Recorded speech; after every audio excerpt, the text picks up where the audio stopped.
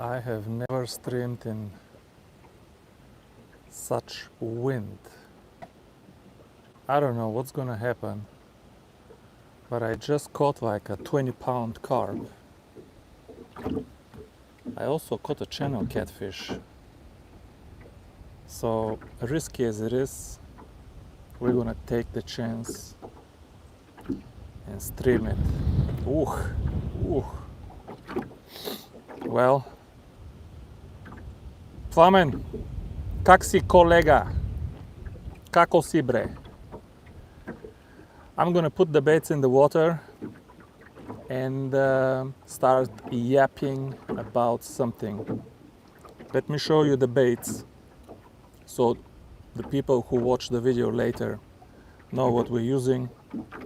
Same pack bait as always, although this time I used sweet potatoes. You can see by the color it's mashed with lots of sweet potatoes, chopped up with the scissors, gummy bears. You can see the gummy bears here. I bought a big bag of gummy bears that I'm going to be using. They sit in the fridge and they're going to be there just for carp fishing. Hey, can one of you guys confirm that you can hear me? I haven't turned on the other phone yet. Carp, do you hear me? How is the audio?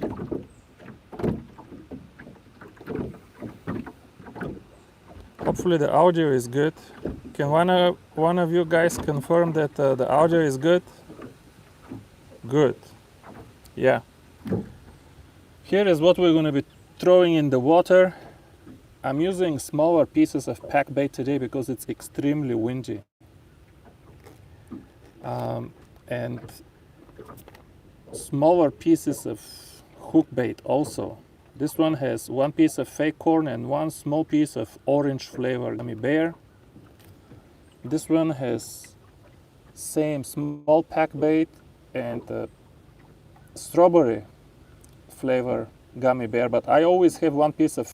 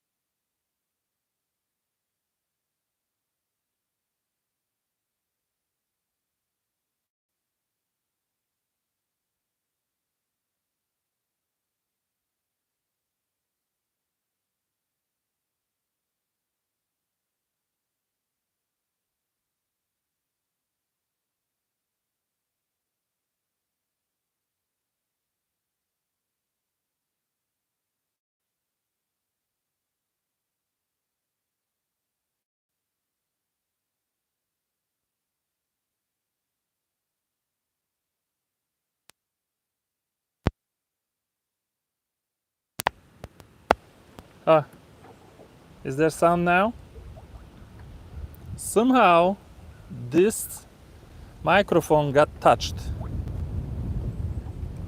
Good. Good. Yeah, somehow the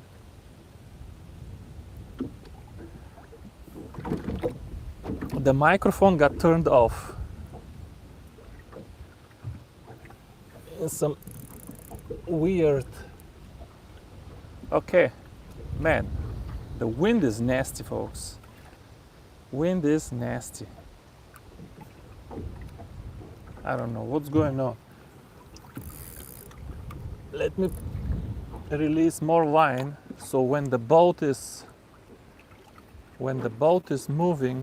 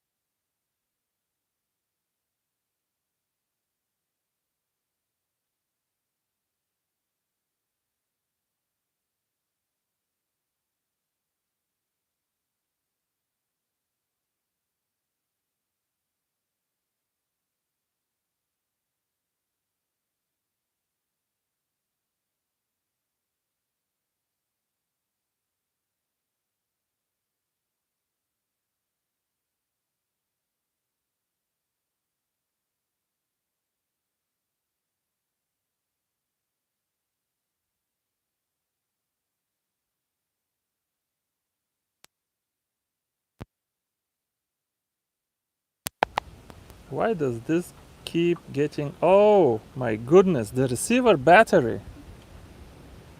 The receiver battery, man. Why does this keep getting? Oh my goodness, the receiver battery. Okay, let's do a quick swap of microphones. Man, I charged everything.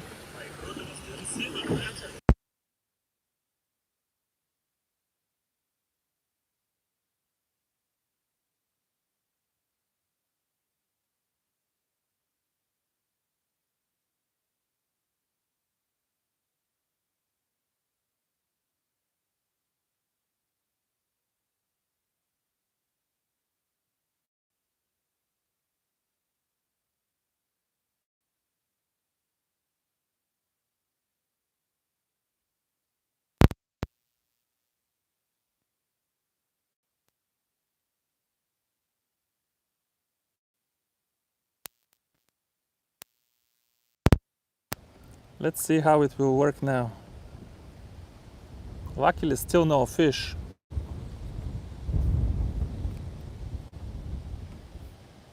These microphones are driving me nuts. Somehow they're always turned on and off by themselves.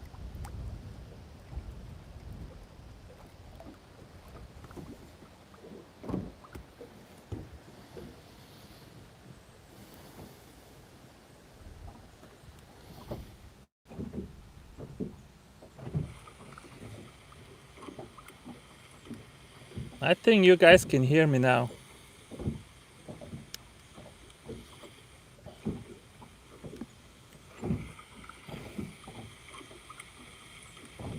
I think you guys can hear me now. Yep.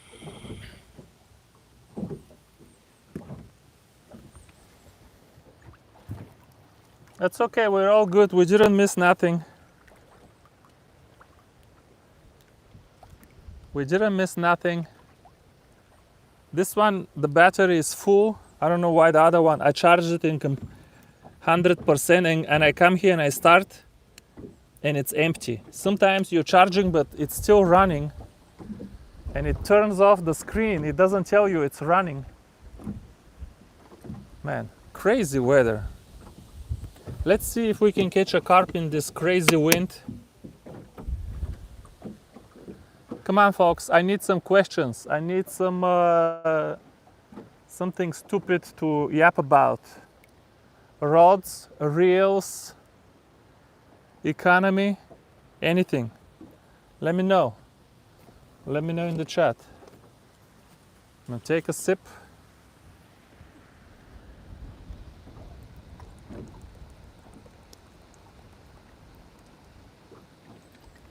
Let's see if I'm right that in the crazy wind there is a good bite.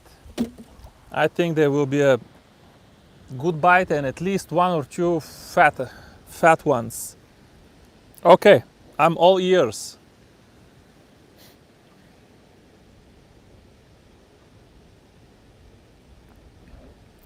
Do you chum the area for carp? So, if you're going to a new lake, you don't know what's going on, and you have a boat or you have a way of chumming, yeah, it's okay to chum. However, if you fish the same lake and you know what is there and you know there is carp around, by the way, I went with the side scan, I see a bunch of big fish. There has to be carp here. If you see on the side scan big fish, then it's counterproductive to chum, because what's gonna happen is you're gonna bring a bunch of turtles, channel catfish, bluegill, and other nuisance animals that are gonna keep actually carp away from the bait. They're gonna overcrowd the carp. So if you don't have information, I guess go ahead and chum, but I know this lake. Here in Tennessee, it's very warm and we have lots of turtles. On this tree behind me, on a warm day, you can sometimes see 20 turtles lined up on one branch, and they fall off like a domino. I fish from the bank over there sometimes. One day I'm gonna do a live stream when it's too cold to mess with the boat. I'm gonna do a live stream from the bank. I get a lot of turtles from the bank because it's too shallow there. When I chum, all I get is channel catfish on this place. All I get is channel catfish and turtles. So on this spot, it's kind of counterproductive, but it depends. If you fish very deep, like 15 feet, you can chum where it's 15 feet deep, because turtles are not gonna go 15 feet deep. Bluegill are also unlikely to go 15 feet deep. But I'm fishing 10 feet deep, so I can get everything there. So in my specific situation, I think chumming would be counterproductive. Why is this line going there? Did the carp run that way?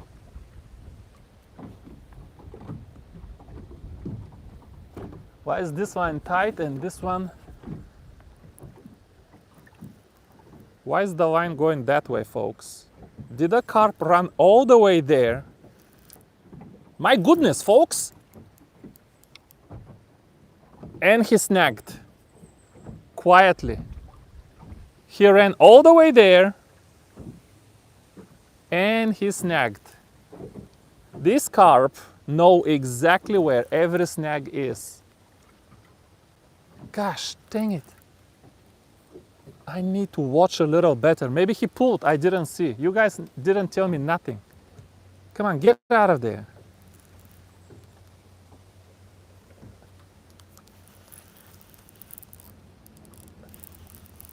Yeah, this is all trees around me. Nothing but trees.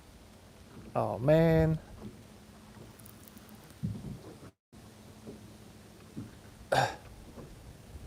I don't know what's going on here. I'm kind of bringing something, but it's not pulling. I think I left the carp and I'm bringing the whole freaking tree that he used to get out. Yeah, I'm bringing a whole freaking tree. This line is really strong. This is 20-pound Cast King. Doesn't stretch.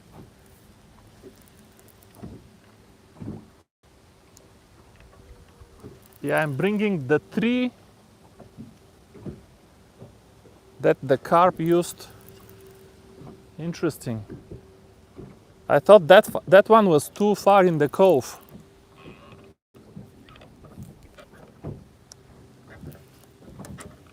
Ah!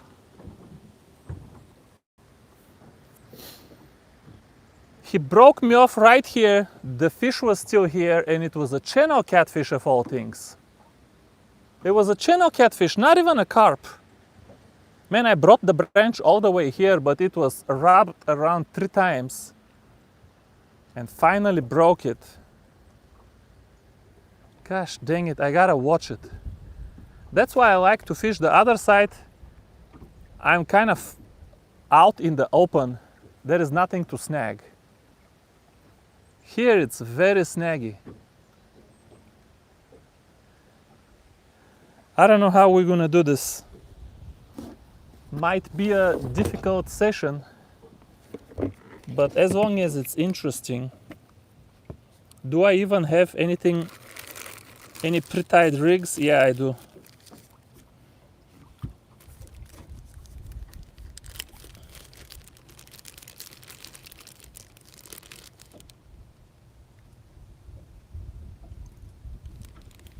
I don't think so.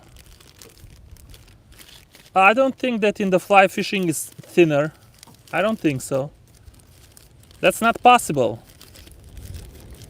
The fly fishing industry buys monofilament from the same factories that everybody else buys it. They buy from Varivas, from Sunline. The only thing they do, you gotta be very careful with fly fishing industry. The biggest crooks and frauds that I have seen are in the fly fishing industry. These are all crooks and frauds. Most of them are all about fraud. When you hear fly fishing, you gotta be very careful because fly fishing is all about fraud. I'm telling you, if somebody tells you that, I'm telling you it's all about fraud. These people will go by. Man, the whole line is, I need to lose like 5-10 feet now. Everything is cut here. They will buy the same line like Sunline or Varivas, like everybody else, and they will put their name, iFish Tackle, on the label, and they're gonna sell it for 5 times the price.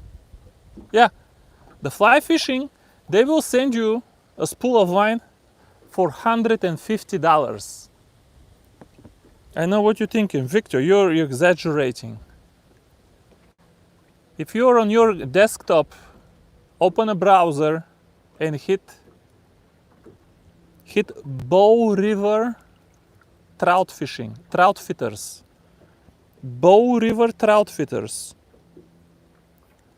Go there and you're gonna see some interesting stuff. You're gonna see fishing line for $150 a spool. You're gonna see fishing rods for $1,700 per rod. $1,700 per rod. These people buy stuff and sell it for 5 times the price because fly fishing is done usually only by the richest people. These people are very rich and they think, sometimes they're very rich but they don't know anything about fishing, so as far as fishing goes they're very stupid. So they think the more money they spend, the better the quality the tackle is. And that's true to an extent. But these people, and it's not only them, these people, I mean, you want to see outrageous price, just check trout fishing shops. Trout fishing is all about,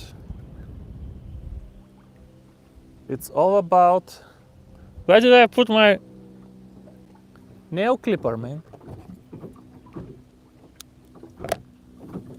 fraud. Oh, that's a fish. That looks like a fish to me. Interesting, both of these.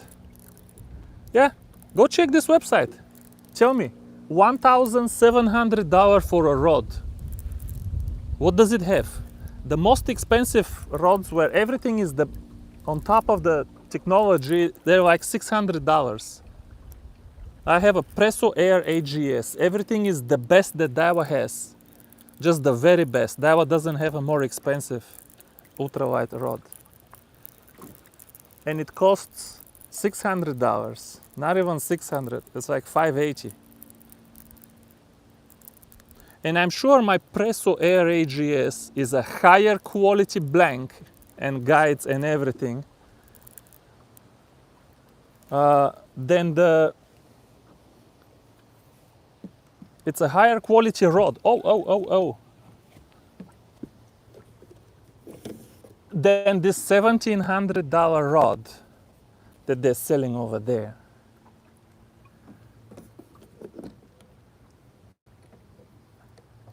It's not even a kind of like a known brand. It's just some kind of, I don't know. $1,300 reels, $1,500 reels. What kind of reel is this? $1,500 reels? And you've never heard of it. That's a channel catfish. That's a channel catfish. I might take this home. My wife told me she wants one channel catfish. I might take this home. That's a good sized channel catfish.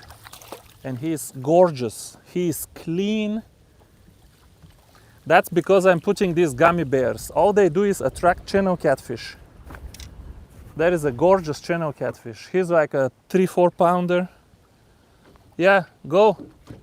Somebody go to Bow River Trout Fitters. Check some prices. And come here, report to everybody else. Report some prices for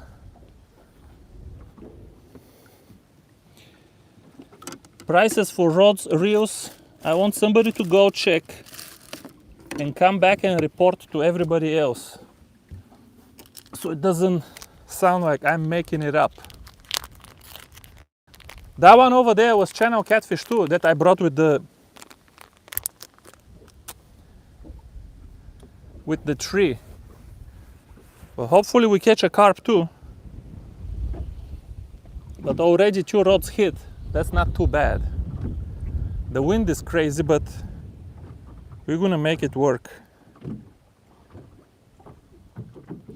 So when you ask me about trout fishing, why is it better? It's not possible to be better. Everything is connected. If it was possible, like if a line is right now, let me tell you, if a line has 0.10 millimeter diameter, it cannot be stronger than 2.5 pounds unless it is braid. It cannot be. Do you understand? Only braid can make it stronger. This is the best of what technology can offer today. We gotta watch these rods so we don't lose them again. Let me throw this one in the water while we're taking care of the catfish. If it was possible to have 0.10 millimeter line with 4 pounds, my God, it sounds so good. If it was possible, why wouldn't the other companies go buy from that factory and sell the line? They could make a killing. I would want to buy from that factory and sell. Right? Everybody would want. Shimano and Daiwa, they don't make line. They sell other people's line. Why wouldn't they go to that factory?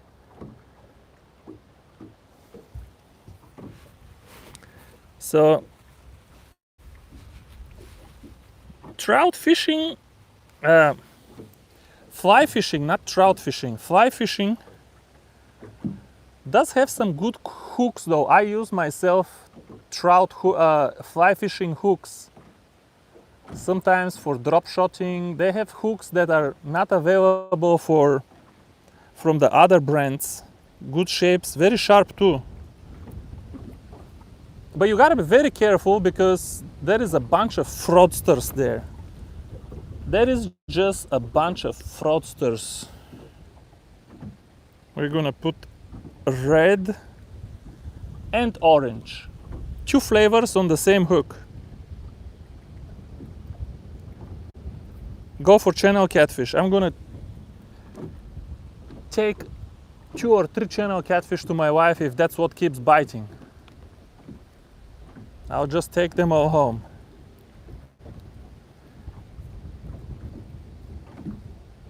Let me cast it and I'll get back to the phone.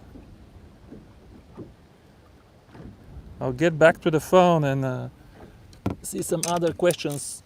Did anybody go and check Bow River trout feeders? Did anybody go and check them?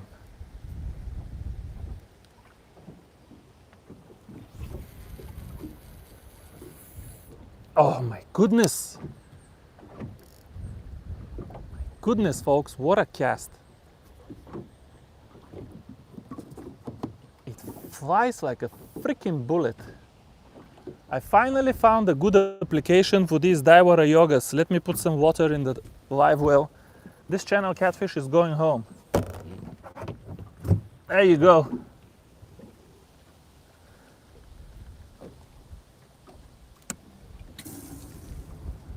There you go. We're already not blank, not empty. Look at this channel catfish. That is a gorgeous catfish to eat. Gorgeous, clean body. The body is so clean. This is a gorgeous, clean fish. Young, clean. If you want to eat a channel catfish, that is the one to eat for sure.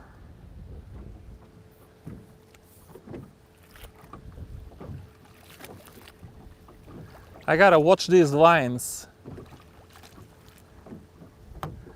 because it's all trees behind me. I have to figure a way, folks, to fish in the wind. Just all of the angles, everything is wrong when it's windy. You cannot point the boat in the right direction to use the rod holders. To use the rod holders, the boat has to face this way, and the camera and everything. But if the boat is facing this way and the sun and the wind are coming this way, that's extremely physically unpleasant. And we are behind the marina. The wind is actually going a little bit that way. I know it looks like it's going this way, but it's actually going that way. So we are a little bit covered here. But I have to figure a way for the boat to be like this, but the rod still be like this, and I have a way for camera and everything. I have to figure a way to fish in the wind because carp fishing is best in the wind.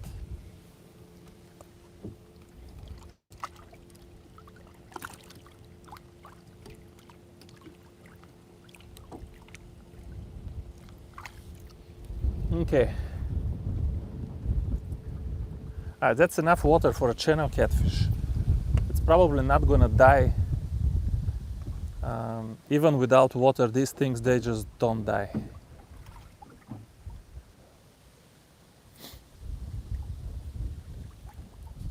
What are you hitting here? Is the trolling motor hitting on the tree? No, it is not.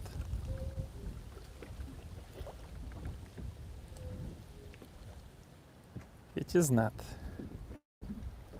Alrighty. Hey, if you see a rod go down, say something. I need to do Discord. Discord is where everybody can talk together. It's like a conference call. But it'd be really cool if you can do a live stream and everybody can talk together. Yes, you would need a moderator, but it would be cool. One day I'm gonna try to do that.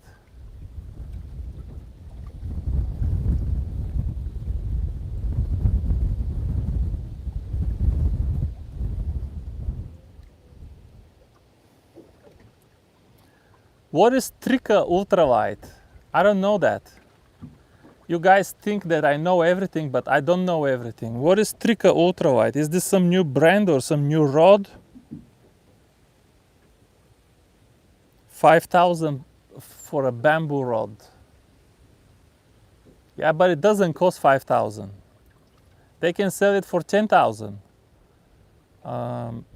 You know, you can say a baseball card for $1 million. If it has a special value to you, that's something else. I'm not against that.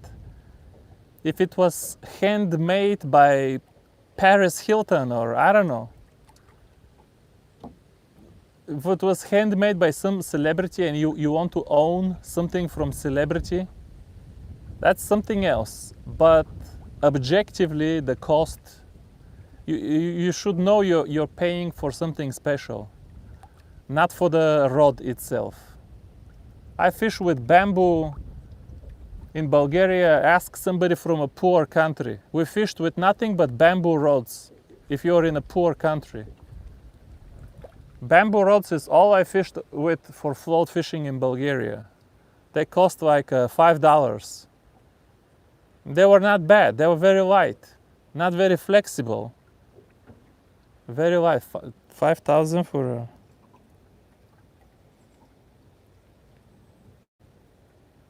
There you go, $12.99. They had a 1,700. Yep, the cheapest reel. Check some fishing line from them. Tell me the average price of some fishing line. $150 a spool. You know, I thought Varivas was expensive, asking for $15 a spool. I'm like, are you guys crazy? $15 for a spool of line? Well, they make Varivas look dirt cheap. Crazy. I feel these guys, they're hoping to fool a few rich guys, and they know not a lot of people will buy this stuff, but if they can fool just 5 people a month, that's enough to make a living.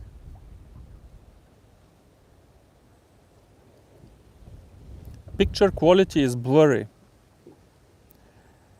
Yeah, that is probably not because of the... I'm right behind the trees. I'm right behind the trees, and I think that's impacting the internet. Usually I'm over there in the open. The leaves of the trees impact internet. I didn't think about that. Next time I'm gonna be more in the open. I have an idea how to fish in the strongest wind in a way that will be very fun. Just trust me, next time I'm gonna come here in the wind and I'll show you. It is possible. I'm gonna bring my carp alarms. You don't even need to watch the rods. When you get a run, it's gonna go like...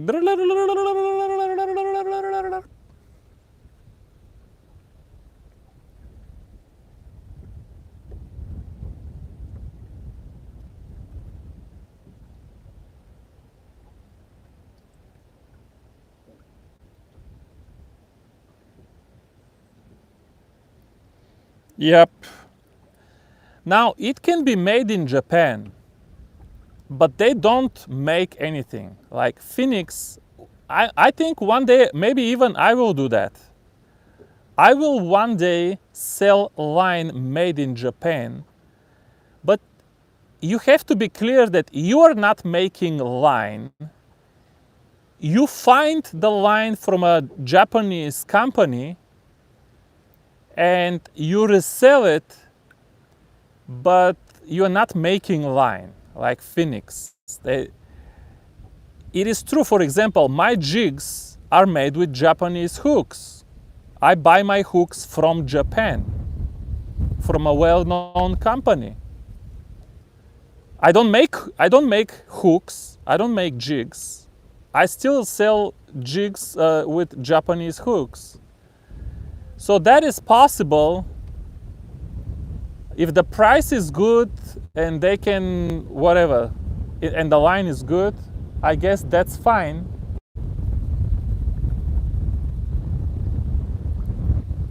But of course you have to be suspicious. No sound again.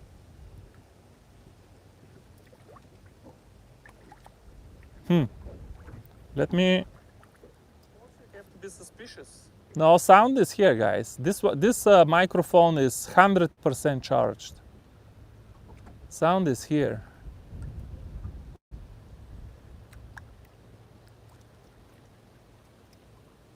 The boat is spinning too much. The wind is blowing my lines this way. It's very difficult, but these are the conditions when you catch the biggest fish. You're not gonna catch the biggest fish in some beautiful day. Just doesn't happen. So unstable. I'm wondering, I have two anchors, front and back, and the boat is still moving so much.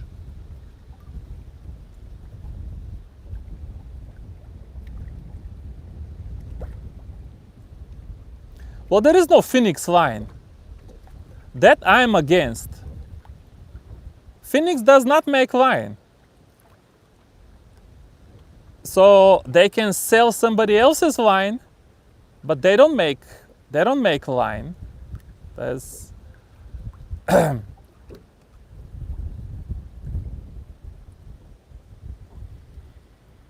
okay, I'm ready for another fish.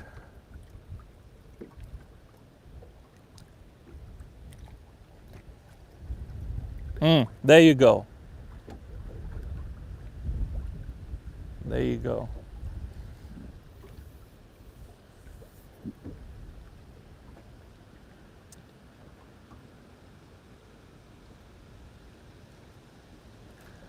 I gotta tell you, despite all of the wind and stuff, that's not the problem for carp to bite. They should still be hammering these rods in the wind. They should be hammering them.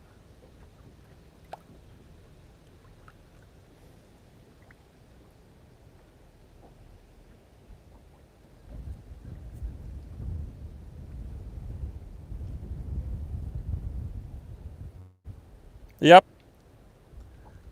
That's exactly how it works. The most famous one right now is go buy some lures from China for like $30 for 6 pounds or for 8 pounds. They just sell them by the pound and print a few labels and put them on Facebook. And if you get some fool to buy, and and all of a sudden you have a company.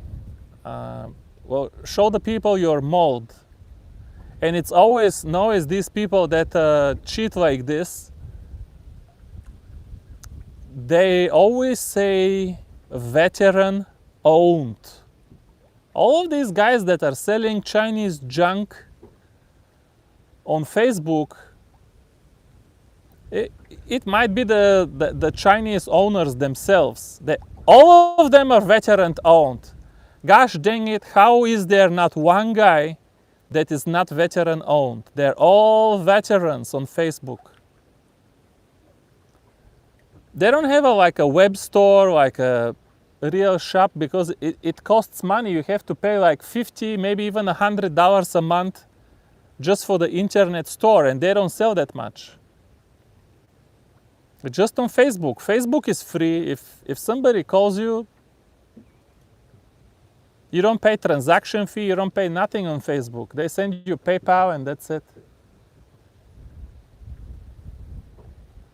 If you open an actual business and internet store and everything, you gotta be making like a few $1,000s a month. Otherwise you're gonna be negative. Every transaction you do starts with a $2 loss. Every transaction starts with $2 in the negative. Shipping and envelope and flat fee and then 3% of the total amount fee.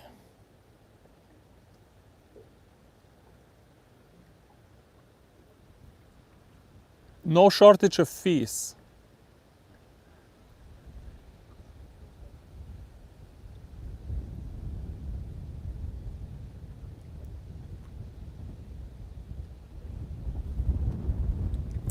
I'm telling you, for catfishing, just go on Amazon and buy the black monofilament that Cast King sells.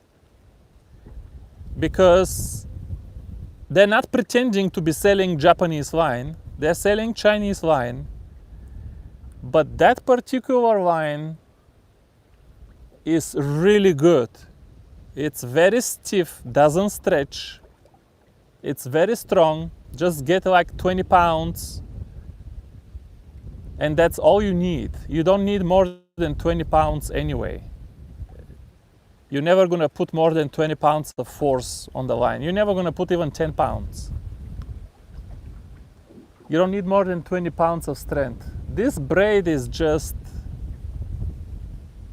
not good for anything. I don't use braid for anything. I don't know what braid sinks and is good for. I don't have experience, research. I don't have experience with a lot of braids. But for carp fishing and catfishing, I think mono is amazing. The only thing you gotta be looking for is mono that doesn't stretch. Because if it stretches, every time you hang up and you try to break it off, you cast 100 feet of line, you snag, you try to break off, you make it into 200 feet because it keeps stretching and stretching and stretching. It doesn't want to break. I need to cast one of these lines again. I don't know. Why is it so quiet, folks? They should be biting. I think everything is perfect.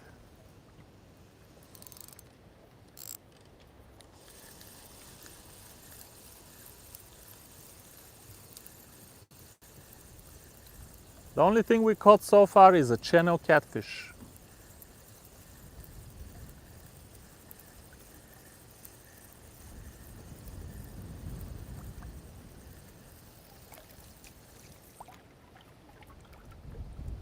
Maybe try different color, gummy bear.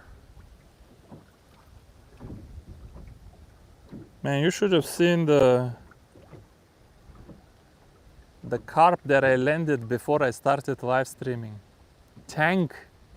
I thought they're here. I thought that's it, Victor. The fat ones are here. You can start streaming. I started. And look at this. Only channel catfish. 2 of them.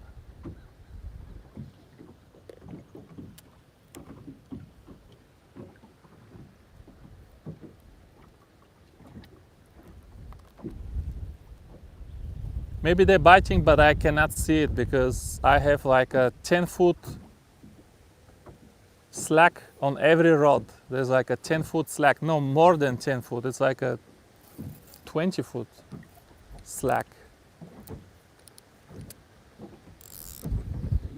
Look how everything is jumping. Okay. Let's cast this one again.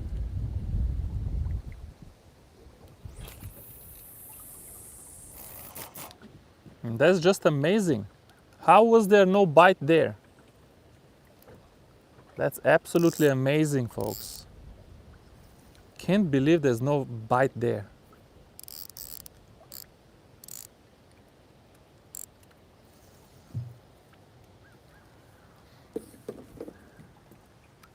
Let's rebait this one too.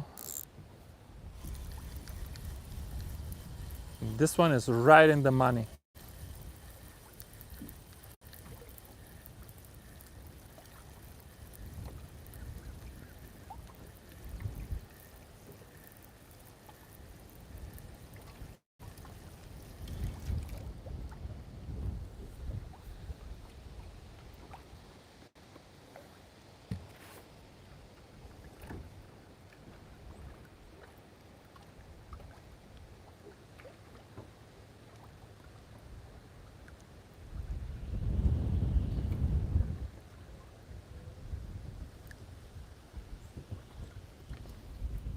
Go away, you flies. How do I get flies in this strong wind?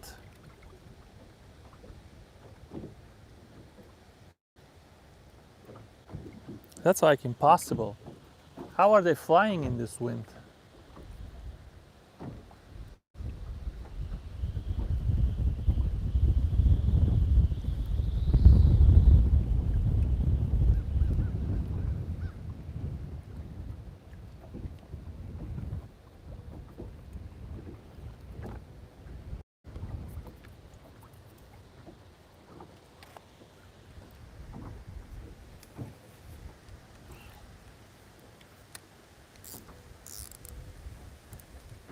Here we go.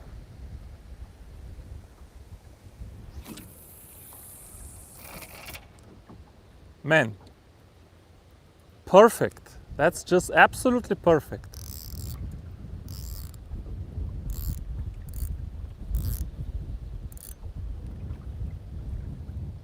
Oh, this one, I just cast it. How many times I have done this? How many times I have done this, folks? It doesn't bite. I pull it out and I cast it again and it hits right away. And it hits right away because sometimes it's just not a good spot. And this might be another channel catfish. No carp today, just channel catfish. Might be another, it's not big. No, oh my gosh. He found something. Out of there. Out of there, I say to you. Okay, he's free, he's free. Calm down, guys. Everybody take it easy now. He's free. Okay, he's stuck again. Panic, time for panic. No, he's out. He's out. Okay, he's going towards the rope. Time for panic. Time for panic again. No. No drag. Tighten all the way. Time for panic is right now.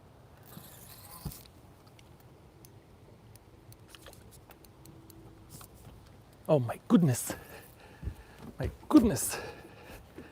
Time for panic is right now. Panic, folks, panic. He's in the tree. He's in the tree behind me. Time for panic, folks. Panic. Panic, folks. Gosh dang it. He did exactly. Gosh dang it, he's still here. Get out of there. Oh my gosh, he came out. Now that is a miracle. I have 8-pound, 20-year-old line. I brought this line from Bulgaria in 2004. But he was really small. This line is all rubbed in.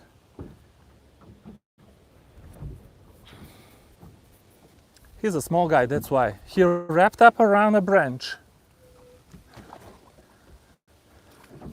But it goes to show you, when you cast on a good spot, they hit right away.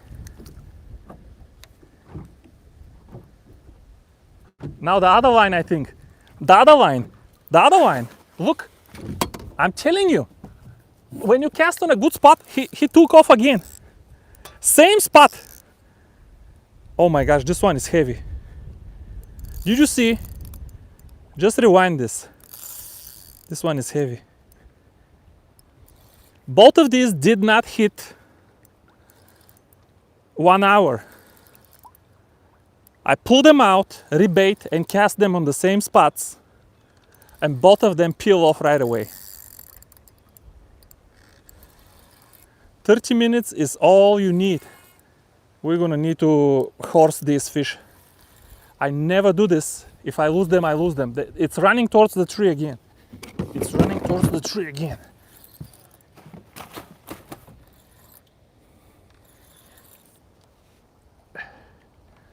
This is very difficult. I'll never again come here.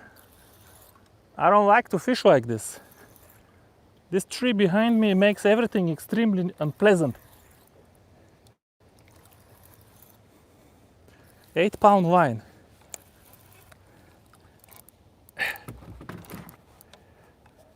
Yeah.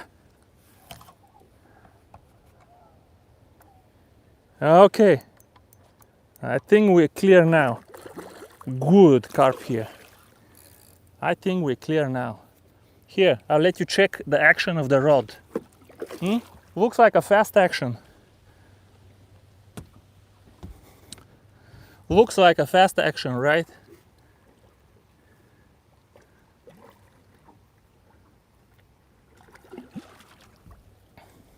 Take it easy, buddy. Take it easy now.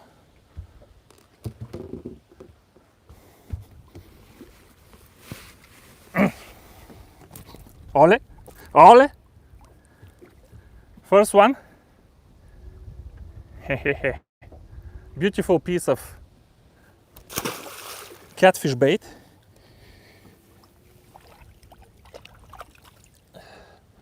We're gonna get going now. If they're biting like this, we're gonna get going now. We're gonna get my 20-pounder.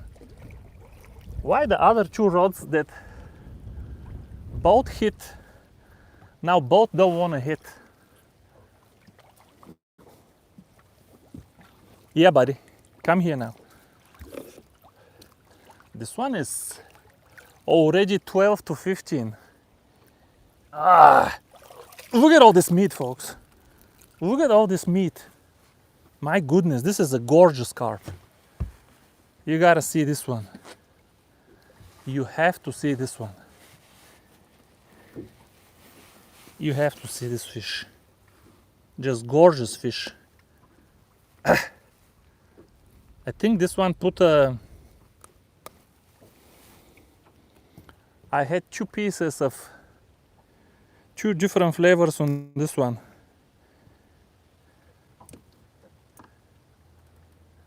What the hell did you grab there, bro?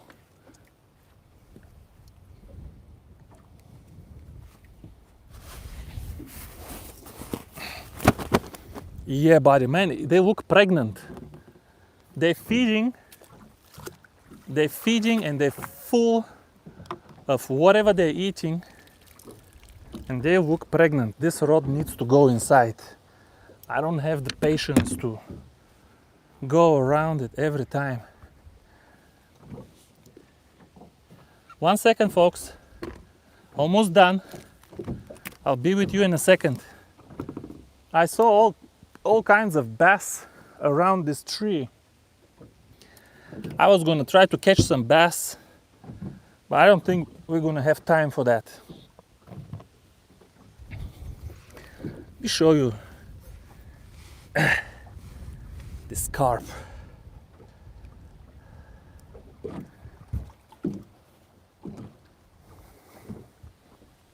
Come with me for just a second.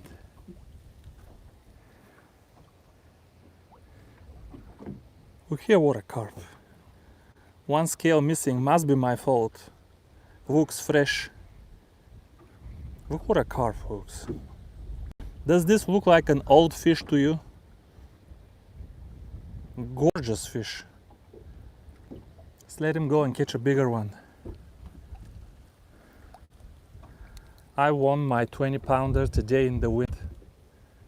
I know in the wind is the biggest ones. Let me make sure, yeah, you're looking pretty good. Yeah. Kopale. Gorgeous fish. He felt heavy, but I turned him around.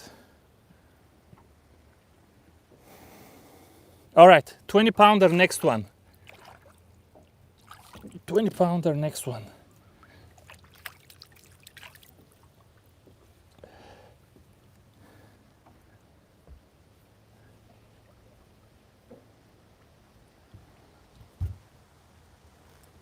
I just cast them and both of them hit like that. Just pum pum. If you're not getting hit, if you know that there is, on the first place, that there is carp in the area, I know there is carp in the area. I know, I already scanned with side imaging. I saw all kinds of big fish here. Probably big channel catfish too. Put a small piece of red and a bigger piece of orange. Two different flavors. Sandwich. Triple action. Triple action sandwich here.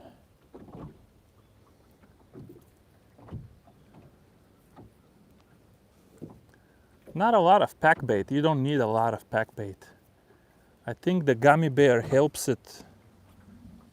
You guys, can you see the triple sandwich?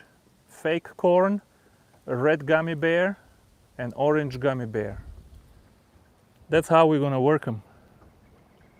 Yeah.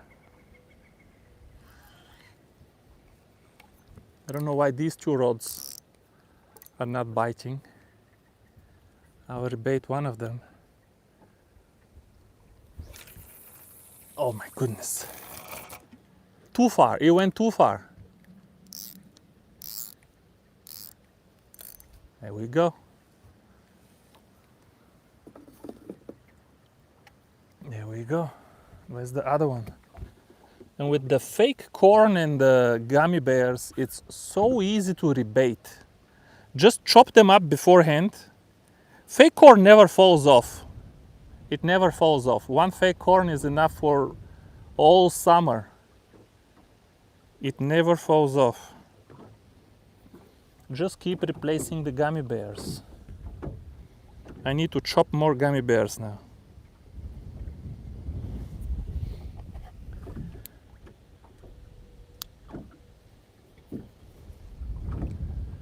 Cut the extra piece. I don't want too big of a piece. There we go. Give me this.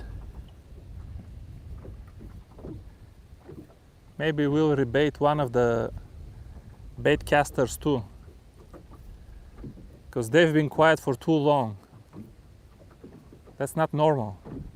In the wind, in the hot bite. Where's my 20 pounder?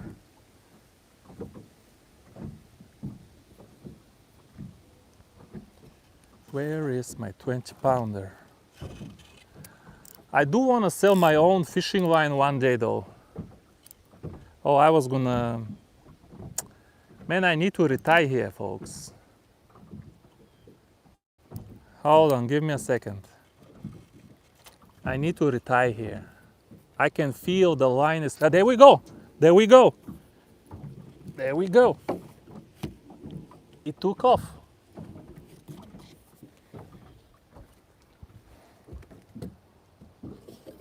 It took off. Yeah, buddy. Yeah, buddy. Yeah, man, carp fishing. Carp fishing is almost like saltwater fishing.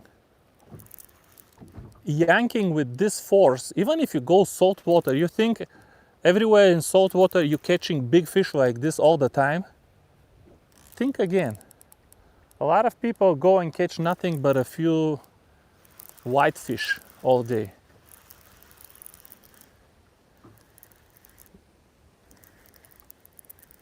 Even these guys, that catch a lot of fish, they put a lot of miles salt water.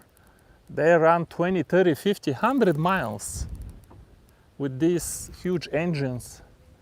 You can easily spend $150 on gas in one day.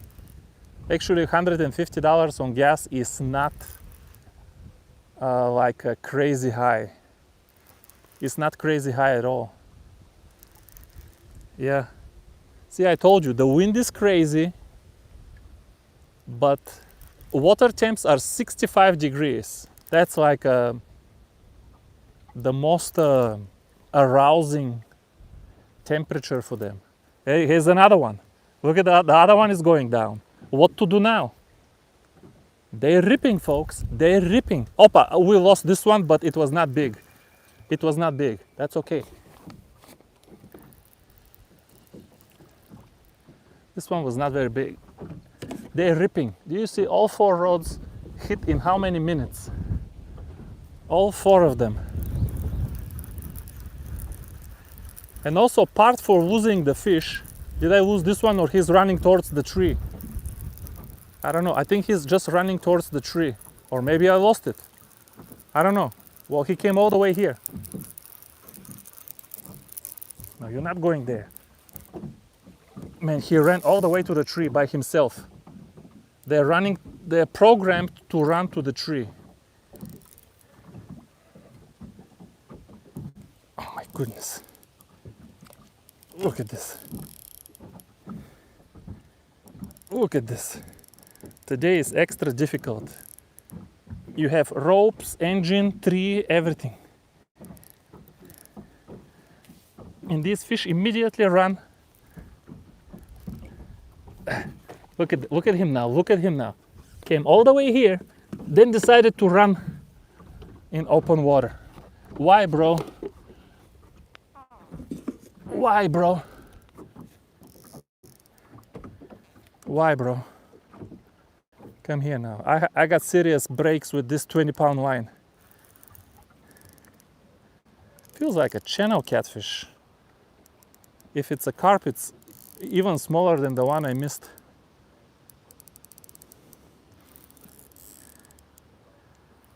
Crazy action, folks. Crazy action. I thought, man, huge channel catfish, but then it's not really channel catfish. It's a carp.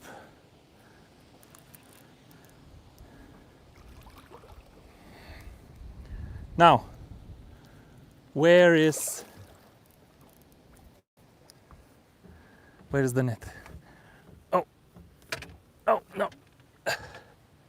Oh, no, no, no. No. Stay out. Come here. Come here. We don't have any rods in the water, just this one. And this one is slacking line.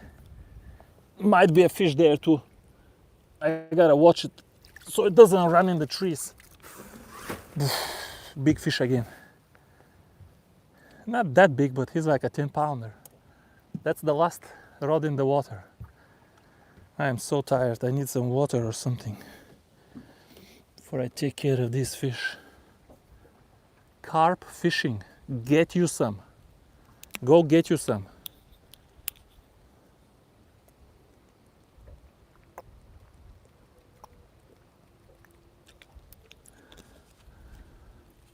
I do, by the way, want to sell some carp tackle one day.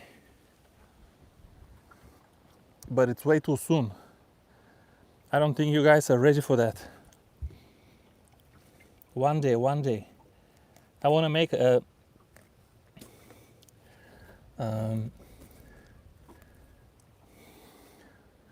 you know, folks, when you have business like this,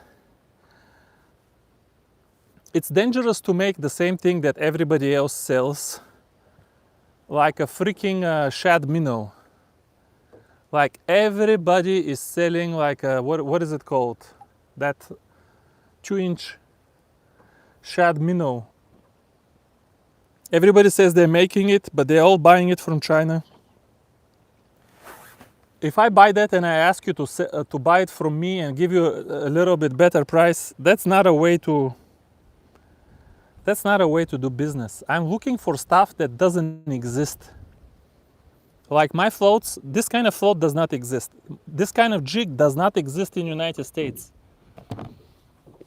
So when I make something, I hope that people can see that this thing doesn't even exist. Maybe bad, maybe it doesn't work for you, but it doesn't exist. If you want something like that, only I have it. And I think there is no like good rod for carp fishing from a boat. The normal carp rods that you can buy, they are made for bank fishing. They have like 50 millimeter guides. They're 8, 10, 12, 13 feet big. This is ridiculous for fishing from a boat. Then what do you use? You have to use something else that is kind of made up, but it doesn't have the carp handle. It doesn't have the carp action, the parabolic actions. I want to make a rod that fits good in the rod holders, but it can go in a rod pot also if that's what you prefer. It can be used both on a boat or on a rod pot, and it has the right action, has some nicer guides than these aluminum hooksits. This is a $150 rod, Shimano Terramar. It has the cheapest aluminum hooksit guides you can buy on the market. The blank is good, I like the rod, but I would like nicer guides.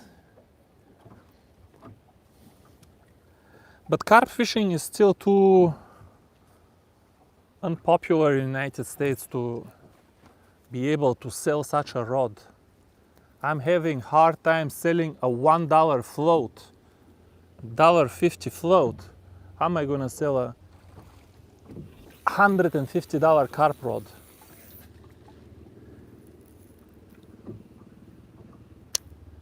It's just amazing cast. Just count. Give me 5 minutes since I'm putting it on the rod holder. Just give me 5 minutes and start watching. This one is not gonna last more than 5 minutes, folks.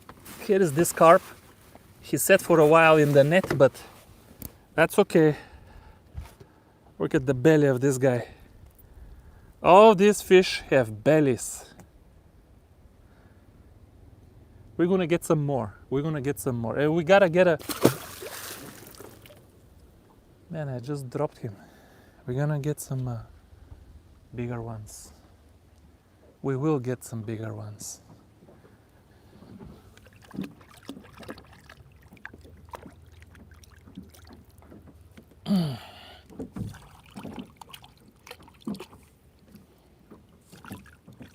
Yep. Okay. All righty now.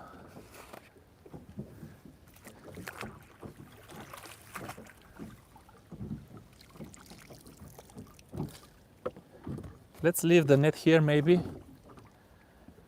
Let's cast the other one in the water.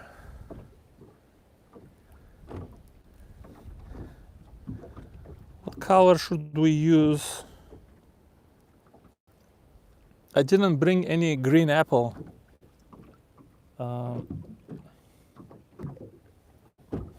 I don't believe in green apple, but when the bite is hot, it's good time to test it. Today I would put some green apple. I would put some green apple gummy bear if I had some.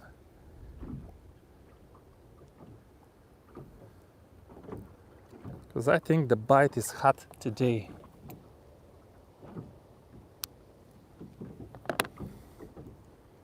Alrighty, another sandwich. Triple flavor sandwich. I'm telling you, I'm starting to think that there is no point of using any other baits. Fake corn and a cut piece of gummy bear. It pops, it's interesting, it makes the fish curious. The hook is easy to sink in the meat, You have flavors in the water.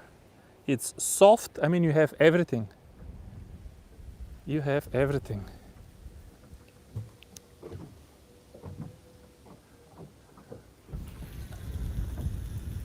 Yeah, buddy.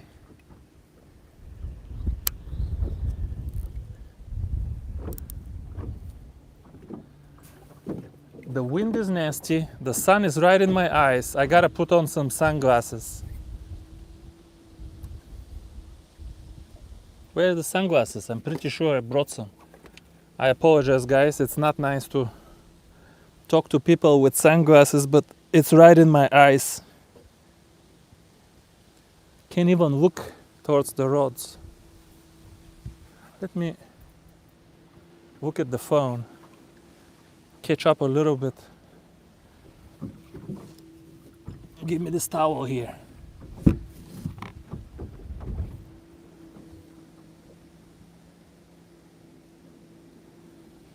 Everything is wet from this last carp.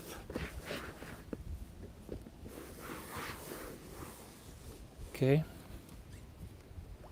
Let's see what's going on with you guys.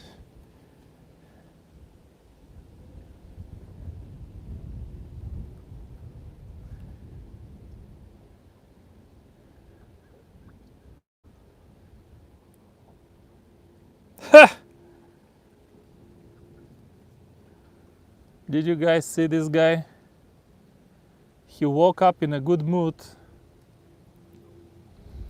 I gotta tell you, that's a great way to fix bad mood. He woke up in a bad mood, bought the new Arity STSF, boom. Just like that, good mood again. Would you believe it? Just like that, he switched from bad mood to good mood. Where is my nail clipper? I need to cut some line from this. I pinged Realistic Fishing. I told him, come on, man. Come and let's do a live stream together. That would have been fun. He said next time. All right. Open invitation. We can do a challenge. I'll give him 2 rods. I'll fish with 2 rods. You pick one flavor gummy bear, I pick the other. And we see which up to here everything is abrasion.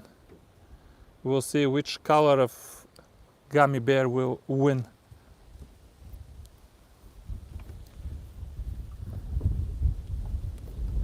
Okay. All right. This is the garbage can. I don't know how reliable this garbage can is in the wind, because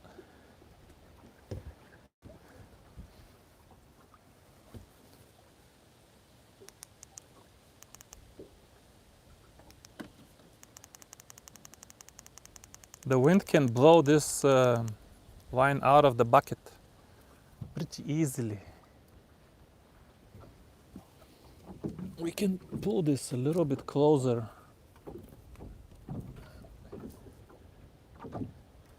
Come on now. Give me some line. Why did I click on this right now of all times? Come on. I see some slack line there. Give me some more. Give me some more. Okay. Good. Keep the ropes tight so we don't shake too much.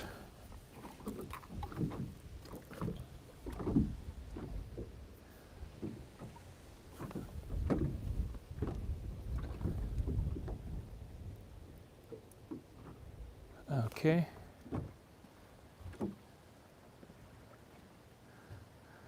Surprised this one hasn't hit by now.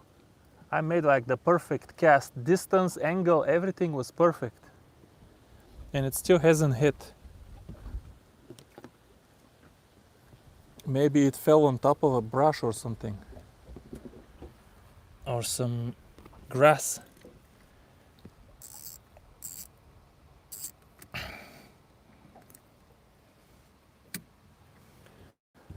No, no, no.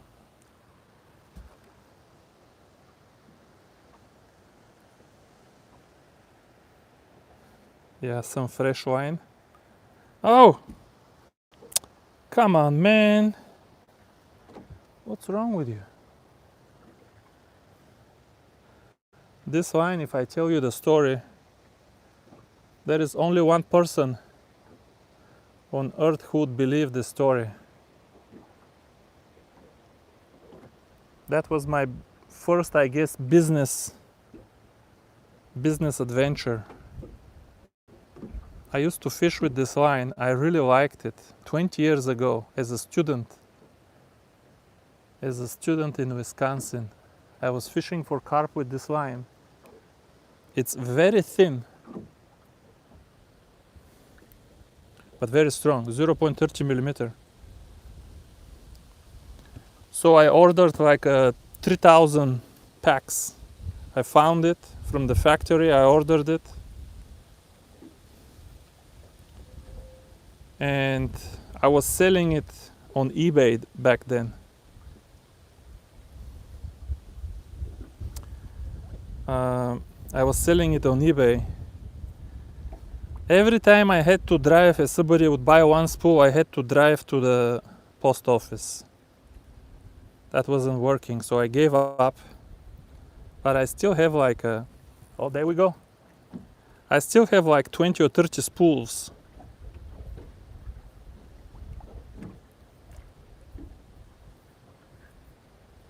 I still have like 20 or 30 spools left. And I still fish it. Because it has blue color and it matches, looks good on these blue rods. I like it. So yeah, I still fish with it, I still use it. But I imported it in United States in 2004. 2004.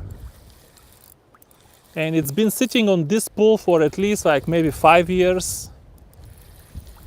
But 0.30 millimeter is, whoa, whoa, whoa, whoa, whoa. They all run this way to the trees. We have to tighten and go for the, just zero drag. Zero drag here. If it breaks, just zero drag. Now it's not the time to show you drag sound. This is extremely difficult landing. Yeah, I made a few dollars, but it was so much headache and work that I gave up on it. But I still use this 20-year-old line.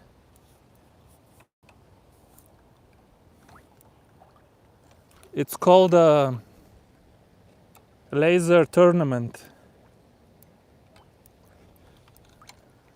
And it's still good, this line. 0.30 millimeter, it doesn't stretch. It breaks where it says it should break. It's crazy good. It's crazy good. To tell you the truth, if I had the same color, I wouldn't even buy the casking. If I had a black color, this line is good enough for me. It's strong enough for me. A 8-pound line for carp fishing is enough. Why do you guys need 30, 40, 50 pound for catfish?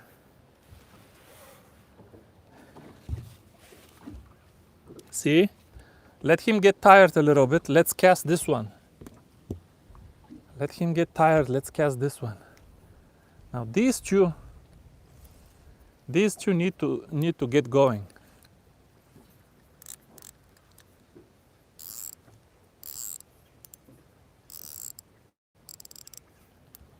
There we go. The bite is good, man. We have to take advantage and catch at least 120 pounders a day. If we catch 10 carp and not 120 pounder, we already caught 4 or 5.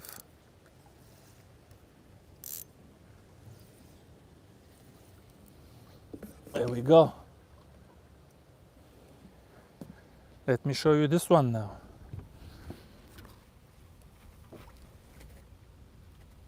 fake corn and gummy bears is just such a good combination. Wait until some YouTuber comes up with this great idea. How they say, you know, yesterday I was thinking, why shouldn't I try gummy bears? Oh, really, you were thinking? Sometimes I'm thinking the only reason people watch my channel is to get content for their own videos. Yeah, I was watching it and I thought, you know, it has this and has that, why not? I should try it.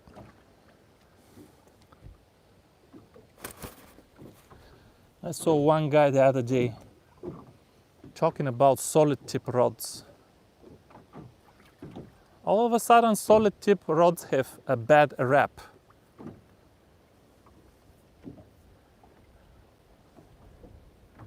All of a sudden.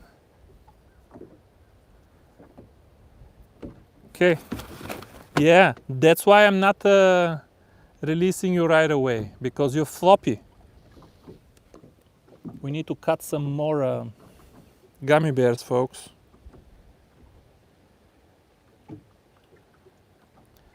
You know, a lot of baits work for carp. Pretty much everything works. But the champion and I used to use fresh corn for 20 years. Talk to the champion, ask him if I'm lying. For 20 years we used nothing but fresh corn. Not flavored, not nothing, just off the cob. Fresh corn, 20 years.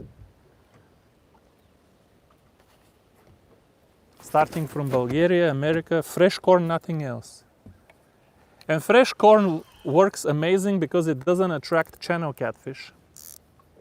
Amazing carp bait, they love it. But you don't know if you're gonna go fishing tomorrow. You decide to go. Now I have to go to all the way to Walmart and, you know, park on the parking lot, walk all the way just for one fresh corn. It's a lot of work. I don't care for the 25 cents that it costs. It's a lot of work. Then you buy, okay, I'm gonna buy 4 cobs and I keep it. No, it goes bad next week. All the time the same problems. The one that I have went bad, I don't have fresh. Just getting the bait is so difficult. Let me cast this one.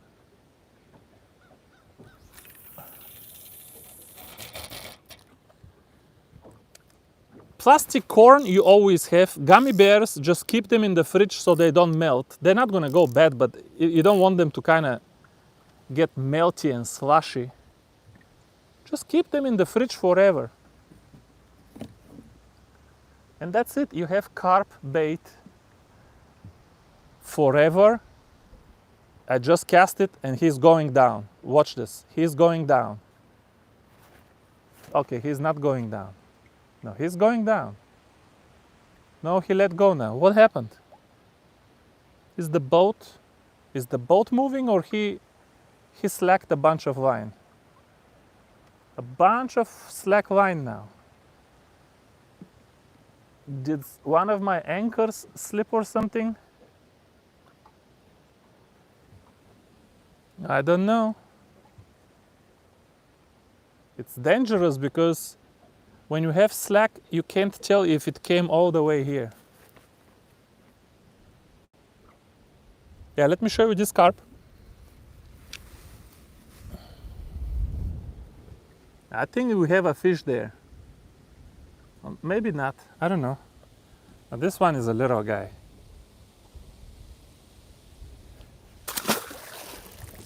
I gotta work on the release.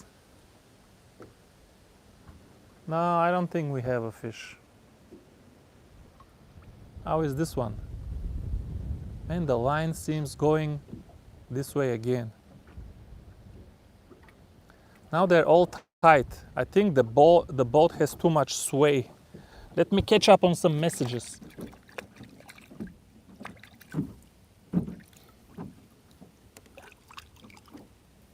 Okay. Yep, the boat has too much sway, folks. too much sway it has. It's the remote. Oh, the trolling motor is not working, that's why. With the help of the trolling motor, I believe we will stabilize the economic situation. I'm just kidding. Economic situation cannot be stabilized.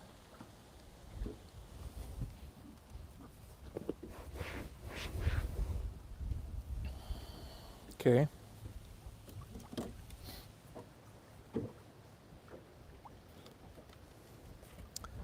Alrighty then. Put this one here. We wash it a little bit.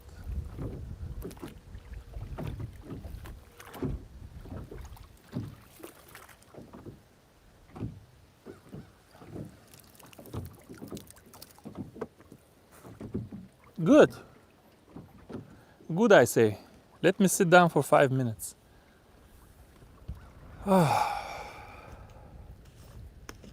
Can see the sun behind the clouds. There we go. We took a sip of water, and that's all the break we get. Go away, you stupid grass. Go away. See, all of the fish are running towards the tree anyway.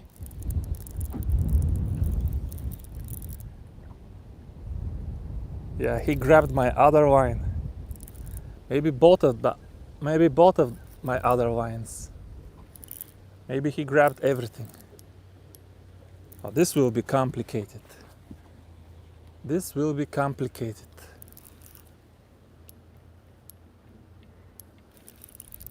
Oh boy. Oh boy. Oh boy. This will be extremely complicated. Ah! Yeah, he grabbed the other line.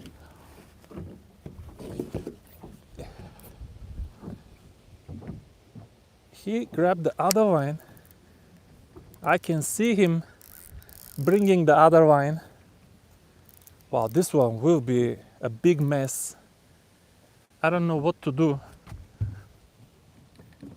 How to avoid, let me see if I can. First of all, let's get rid of the sunglasses. I can't see nothing with these sunglasses.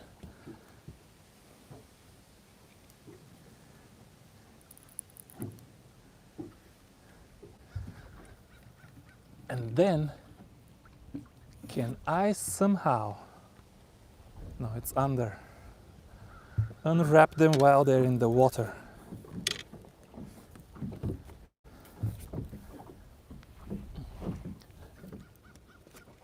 Okay.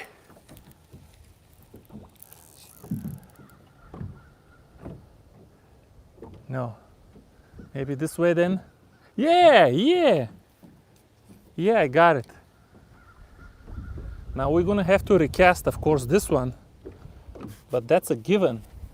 I just don't want to lose all of my line. Let me put it in the rod holder, because if you catch a fish now, it will fly in the water like nobody's business. Okay, you did enough damage, buddy. You did enough damage.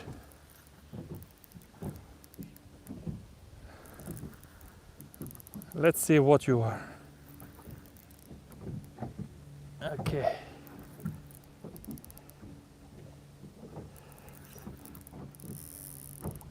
Yeah.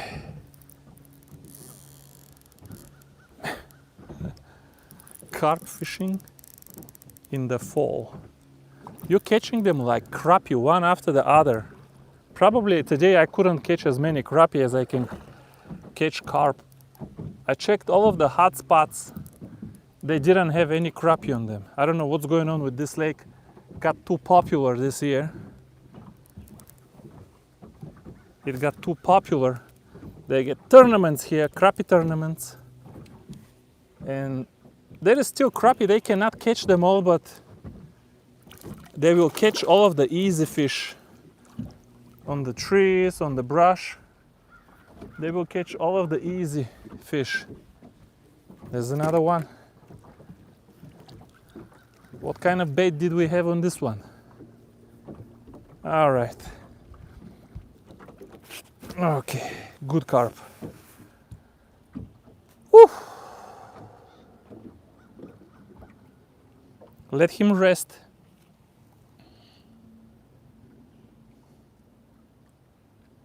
Water temperature is 65. No, not yet. 65 is... Actually, they're moving shallow at 65. I fish for carp as long as water is above 55. Above 55, they're catchable.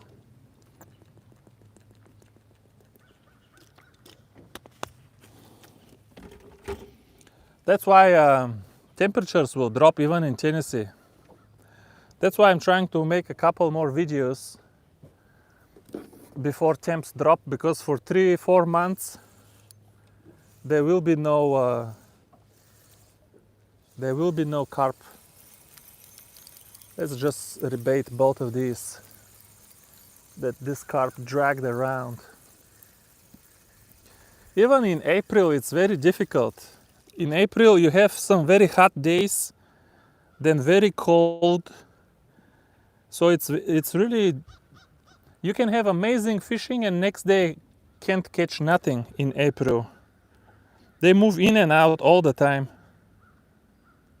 May is kind of the first month that you can reliably catch them every time.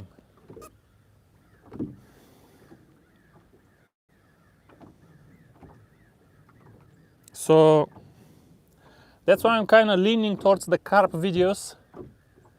Catch a few more carp, and that will be it until May. Now crappie and bluegill and catfish, if you want, you can catch them in the winter.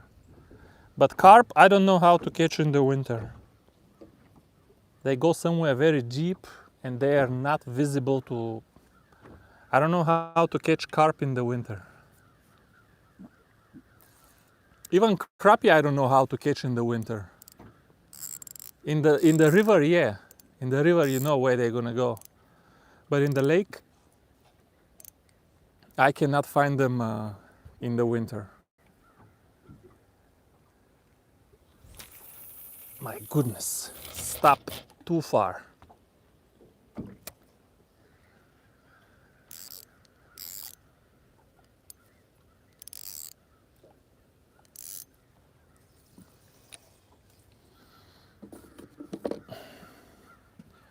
Is there audio? Yeah, there is.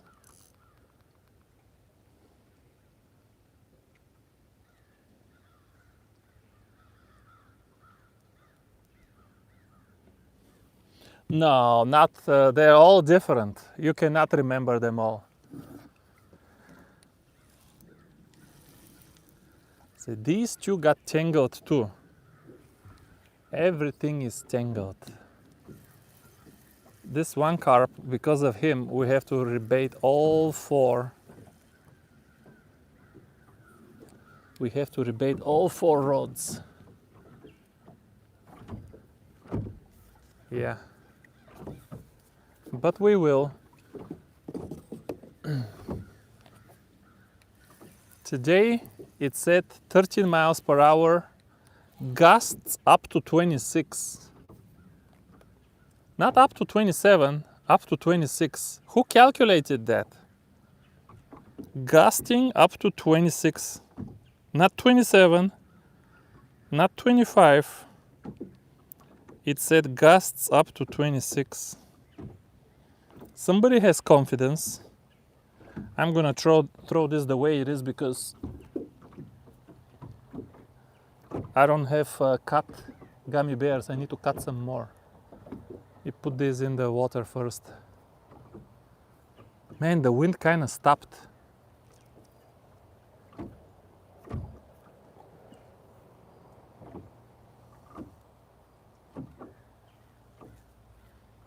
There we go. one more ready to go. Come on, where is my 20 pounder? The first fish was like 20 pounds, and after that we're going lower. Beautiful. Just not even 5 minutes.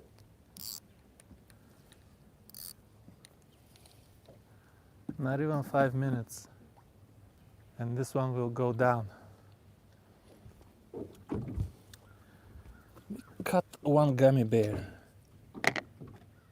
before I touch this carp and get all dirty.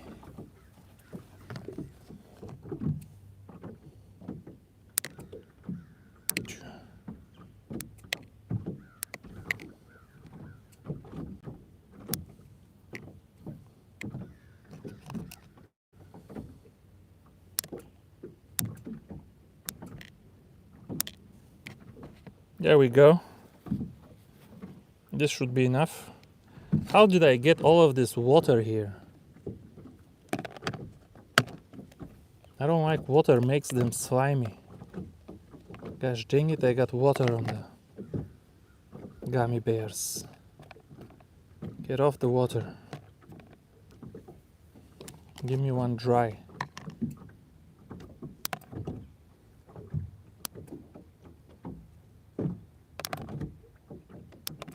There we go. Hopefully this dries. Let me keep them here, no water. No, that's not dry either. Where is dry? I don't know where it's dry. Maybe over here is dry. That's the little guy who messed up everything. He messed up all 4 rods. Is this a fish? Or the boat is moving again?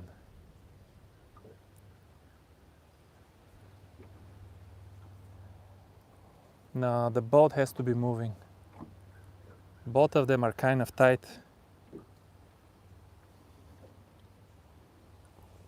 Oh man, I'm bleeding again. This first catfish got me pretty good, folks. He got me pretty good.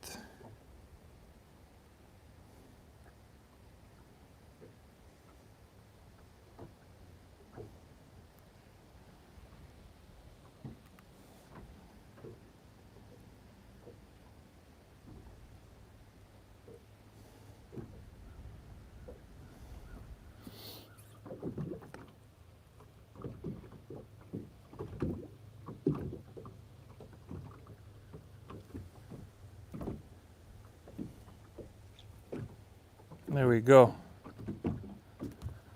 This one is good to go. Yikes. That's why I always have paper towel. You don't know what is gonna happen.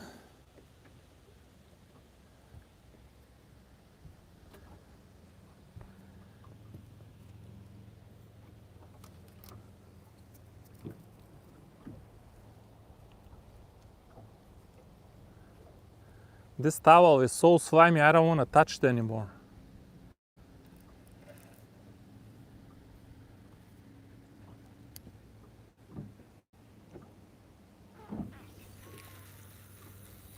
Boom. Perfect.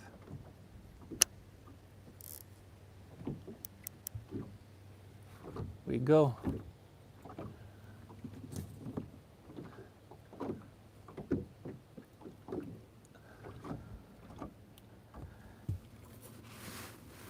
Here is the guy that did everything.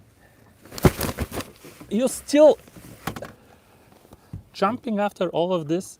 Now he's gonna get snagged. This guy did everything. Look at him. He's small but fat and angry. Still not a scale missing. Let's release them a little bit easier.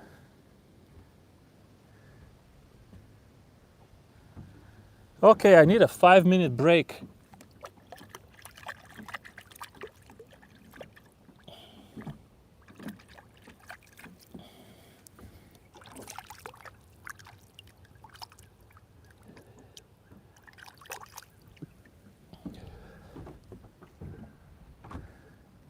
Is there anyone here from the north?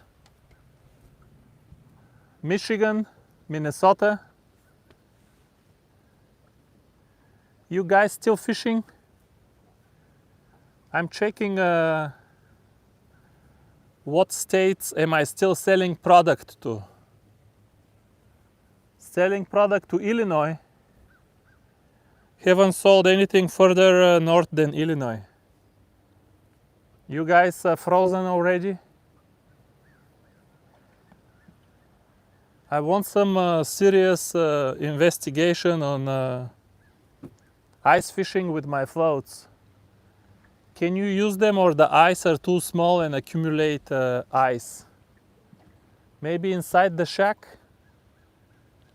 What do you guys think? Hey, it's only 3 o'clock. We have time. 1 more hour. Man, so far pretty good, I gotta tell you. I don't know, 5-6 carp, 2 channel catfish, 1 broke me off. I can't sit for more than 5 minutes. There is always something going on. Very windy, very unpleasant. The wind is blowing on you. Makes you very tired when it's blowing like that. But I know when everything is good, like 65-degree water temps, and you know there is carp in the area, wind makes fishing amazing. Carp fishing, it makes it amazing. Don't be afraid of wind. It's better than no wind. You can make noise in the wind, everything. You can't spook the fish.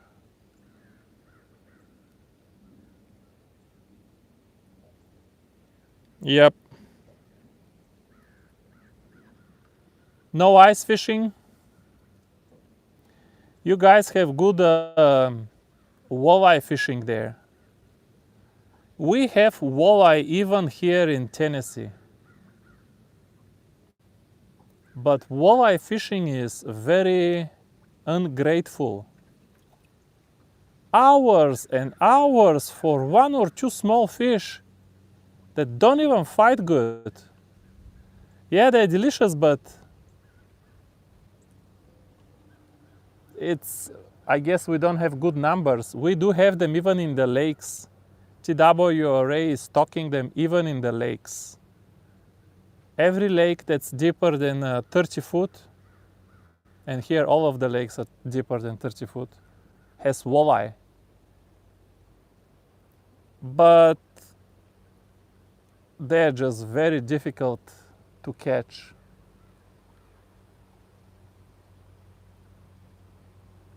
Maybe if I go under the spillway, I gotta start fishing spillways.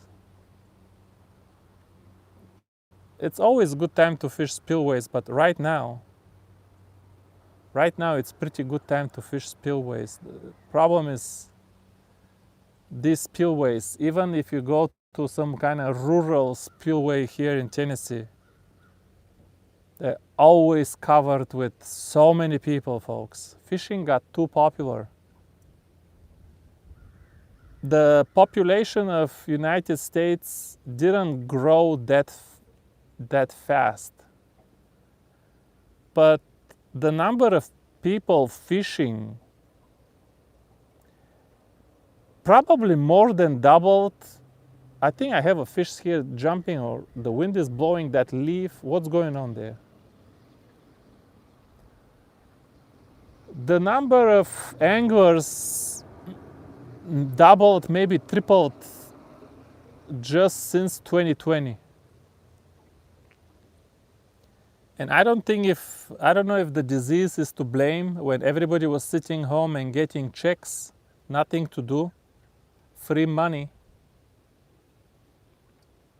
I don't know if that's the reason, or the reason is all of the YouTubers make it look like you go and catch fish after fish. And when you go fishing, you find out it's not like that. Unless you go carp fishing. Carp fishing, as long as your water is over 55, you can find carp somewhere. They're accessible. And nobody's catching them.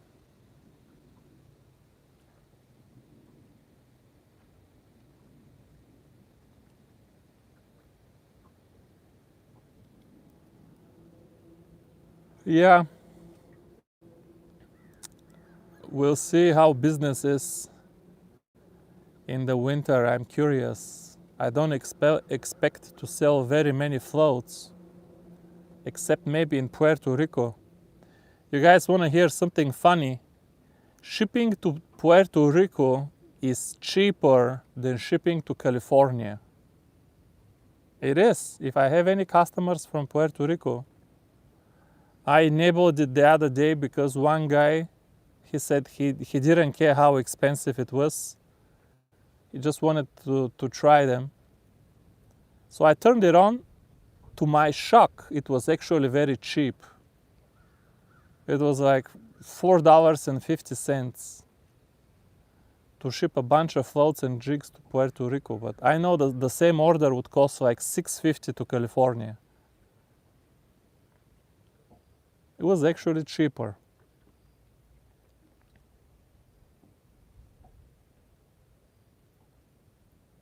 I don't know how my floats and jigs perform in salt water, to be honest with you. I don't know. Are they gonna rust?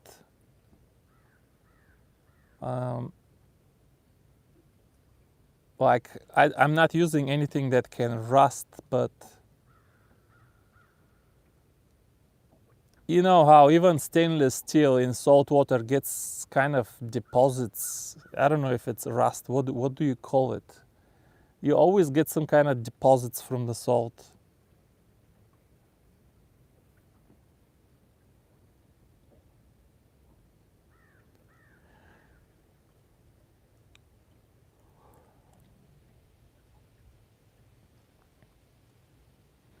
Let me rebait this rod because we dragged it around. We dragged it around too much, folks. Let's have all 4 rods in the water.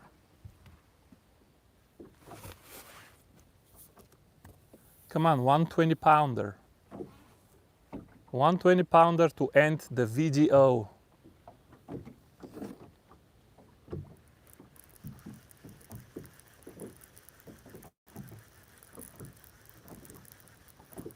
Man, these are yogas. I love them. Hopefully I can fish with them the rest of my life. Just clean them, grease them. I don't care if they have too much resistance. I will over grease them on purpose, just so they can last forever.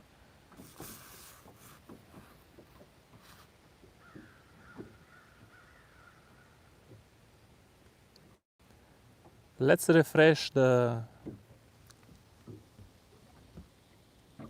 bait. Maybe that's too much. Maybe I'll put too big of a bait there. Let's put a tiny piece of bait. They were so aggressive, I thought big would be good. But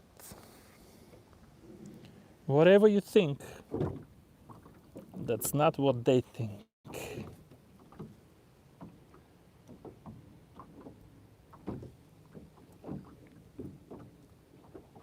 I still have so much pack bait. Today I'm using very tiny pieces of pack bait and it still works amazing. I might be able to catch them today without pack bait at all. But it will take just much longer. All right.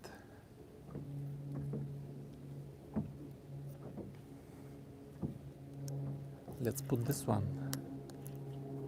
back out there.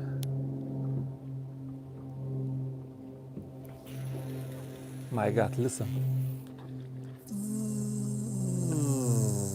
shot.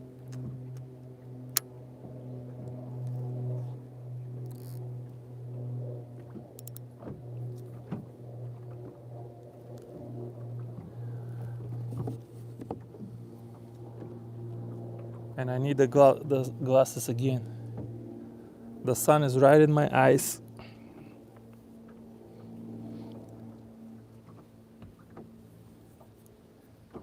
Wow, the weather calmed down. It's all beautiful now. It was howling when I was setting up. Oh my goodness, folks, let me show you something. Look at the ocean of shad and minnows. I don't know if it's shad or minnows. Can you guys see this? Look, look, look. Look, it's like a carpet. Do you guys see it? Carpet of minnows or shad, or what is it? They're so small. They are so small that they must be born no more than a month ago. Look at it, look how many. This is why the fish come in these coves. Look. And they're so tiny. It's like the perfect bait. It's like 1-inch bait. But they're thick into the tree. How can you cast there? Weedless, schmidless. You can't cast into this tree. You can't retrieve, you can't do nothing.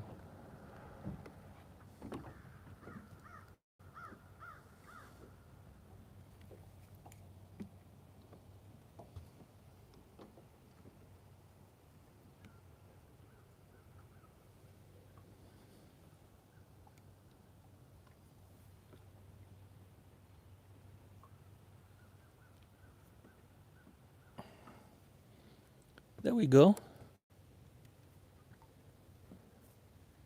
45 more minutes. There we go. You see the second rod? It's going down. I'm gonna set the hook before it starts. Maybe channel catfish. Let's see if it's here. Here. Here. Maybe channel catfish. Head shakes. Lots of head shakes. Lots of head shakes.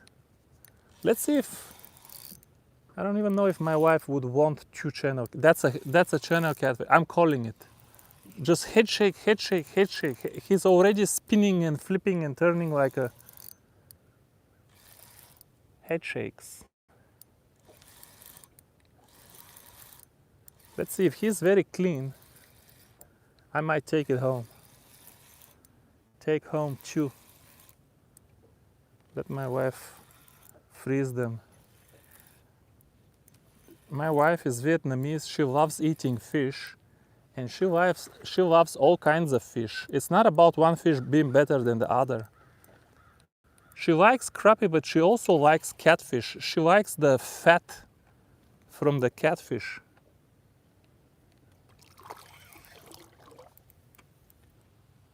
She likes the fat from the catfish.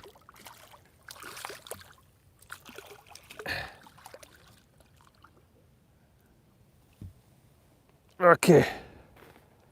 This one is kind of too small though. It's not worth cleaning. That's your lucky day. Yeah, if you chum, that's what you're gonna get. That's what you're gonna get. Now that doesn't have enough meat. Channel catfish number 4 today. You know, folks, I remember the first day this year that I started catching carp. I caught 3 or 4 channel catfish and some carp. And after that it was just carp. But the first day I caught carp in the spring, it was with the kids. I caught a bunch of catfish. And now the water temps are dropping back. And the channel catfish are here again.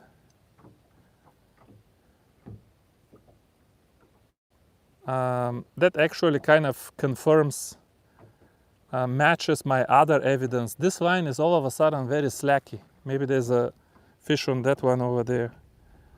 Because I always catch a bunch of channel catfish on the ultralights. And something is chasing this. this shad that I just showed you. Or shad or minnows. Might be minnows. Might even be carp. Might be baby carp. I don't know.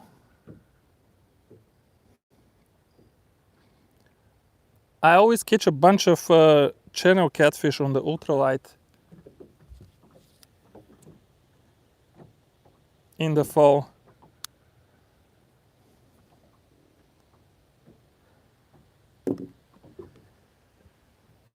They're here, but I guess, I don't know.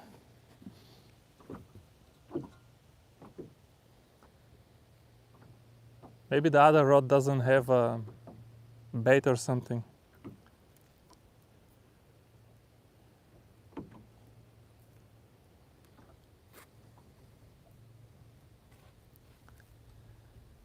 Two, three, 4 channel catfish today. 4. That's a lot for one day. All right. Get back in there.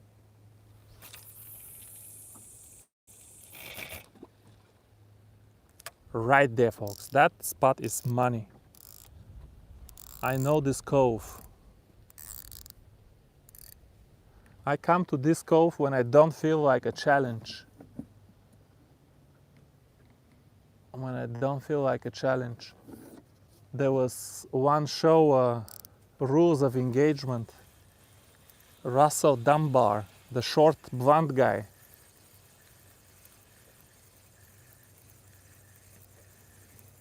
He's like, I like this girl because she's easy. Because I don't like a challenge. I don't like a challenge. I come here, folks, when I want to catch carp without a challenge.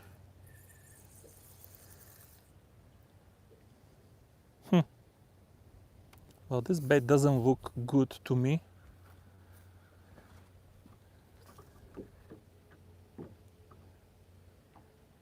Let's rebait it. Get it out there. I don't like a challenge.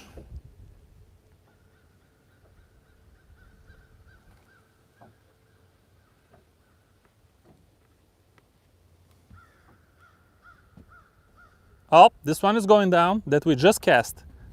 Look, look, look. Yeah, oh yeah, oh yeah. He's there. Let's cast this one in the water right away. Or should we cast it right away? Maybe we should cast it after we land this carp. Who knows where it's gonna run? Maybe just keep it here until we land that one. Why make it more complicated? Is it still here? Come on, be still here. Yeah, he came all the way again. Which way are you, on that side or this side? On which side of the line are you? I don't know. I don't know on which side of the line is this fish. This fish, folks, from all the way there, he's already that way. Oh my God, he's running like 100 miles per hour. That's it. We hit the brakes with the 20-pound casking.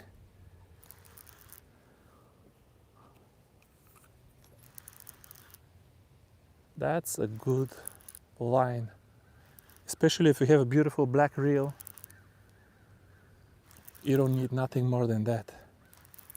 Man, I just cast this rod and he's dragged the line. Is it compromised now? Yeah, buddy. Bait casters are just better for reeling up carp. So much more powerful. So much more powerful. Yeah. Come here. Come here. Man, little guy, but he put like a new record on the quarter mile, folks. He put a new record on the quarter mile. He ran a quarter mile in like 13.5 seconds. That's what I used to get with my old Maxima. Come here. I'm just kidding. I never got lower than 14. Yeah. Woo! Okay. Okay. Now we can cast that one. While we give this fish time to get tired. I don't like to handle them when they are still flippity floppy. When they're still flippity floppy. This is the rod that's gonna bring the 20 pounder. I know it. Because here in front of me there is a bunch of fish, but they are small and too many channel catfish.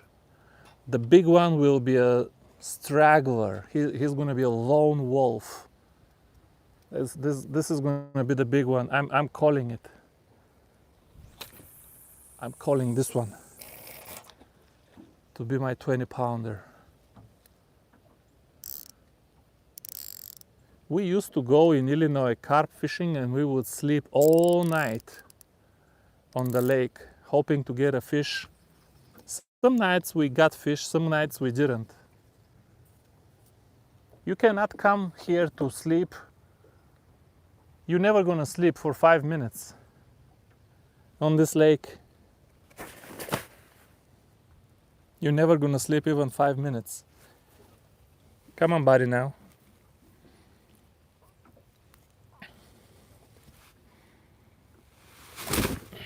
I thought you're tired already. I'm gonna leave you 10 more minutes if you keep flopping.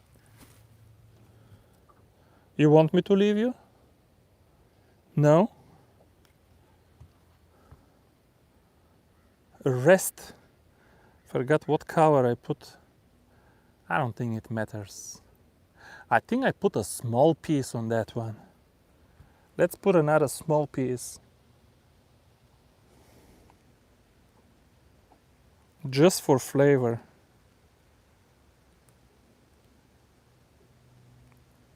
Just for flavor.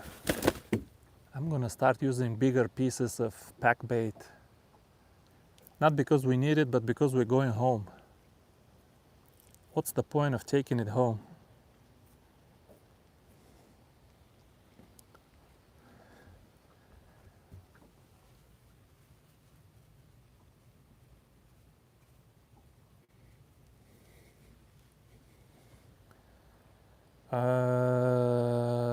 What am I doing now? What am I doing? I'm trying to put this one back in the water before we check the carp.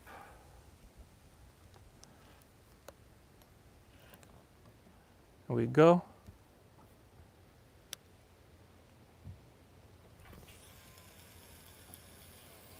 Perfect. Just absolutely perfect.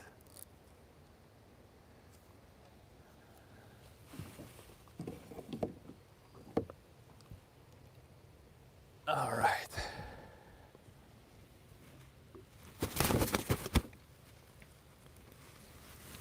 I heard that carp cannot see when they're out of the water. There's something in their eyesight. They need water to see, so they're like blind when they're out. The size is getting, I thought in the fall they get bigger. The size is getting a little disappointing. I caught so many small fish today. In the spring, you know, I came one day with the kids. We never caught a carp under 10 pounds. I was telling the champion and my buddy from Minnesota, we never caught a carp under 10 pounds. It was just hogs. All of them were hogs. Today is such a good bite.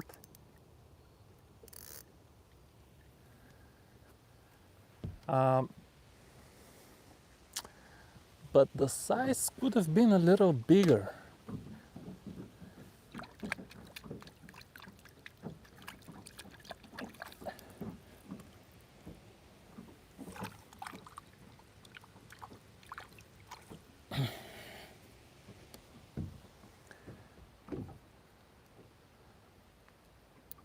take this off.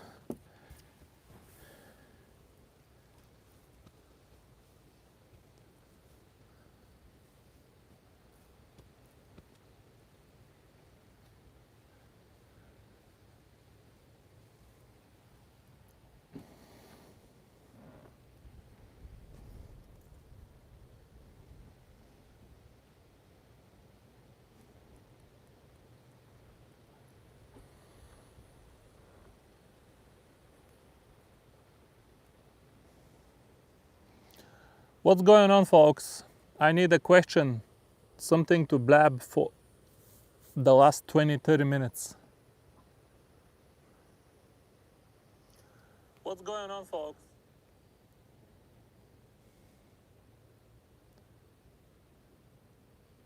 It's pretty beautiful now.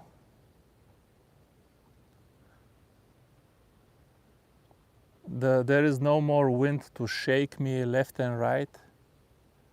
Get seasick. I don't even need the sunglasses.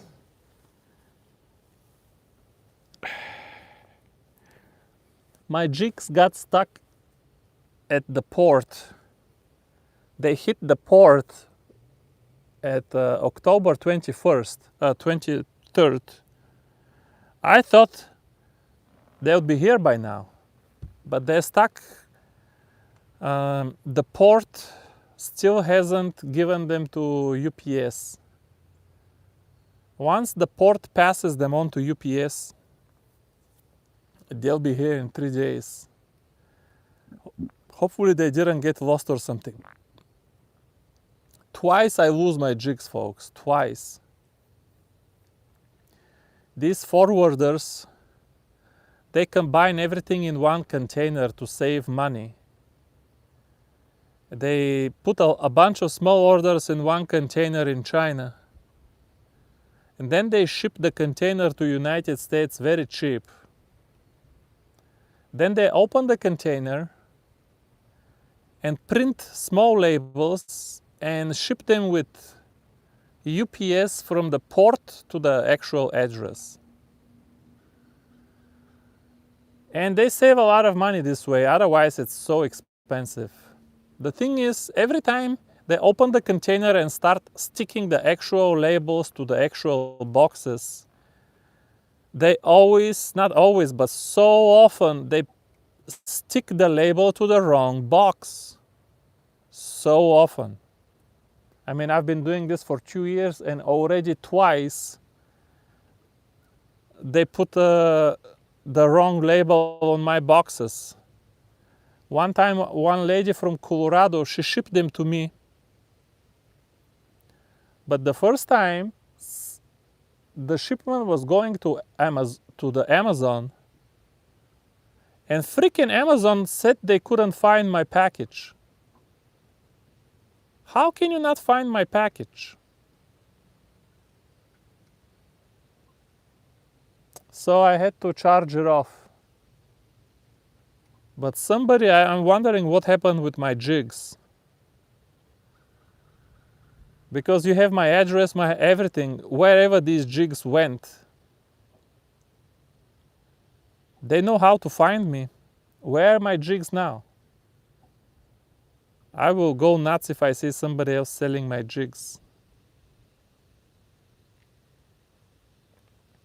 Hopefully it didn't happen again.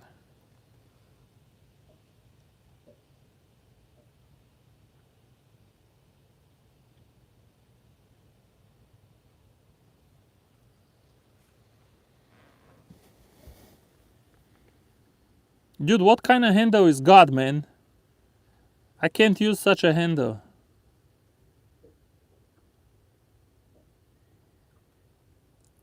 No, I don't need 500 size body for nothing.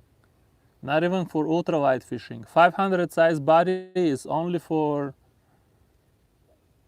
ice fishing, if you ask me.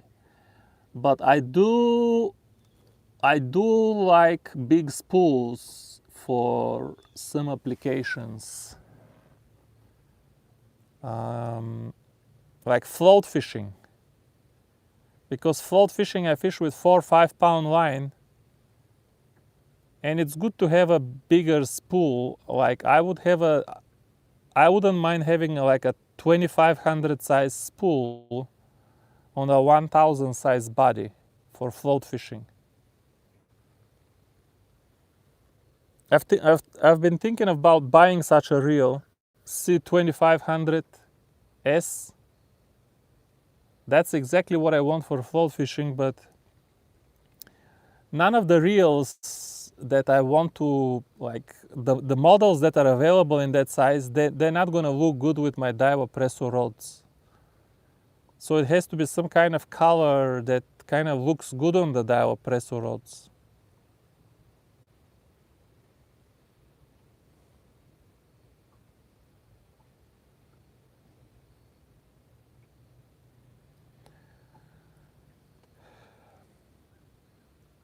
Do I have anybody watching who does only carp fishing and doesn't do ultralight fishing?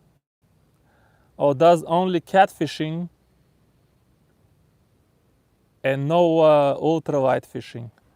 Do I have somebody here watching who is not an ultralight angler? Or are you guys all here from my ultralight channel?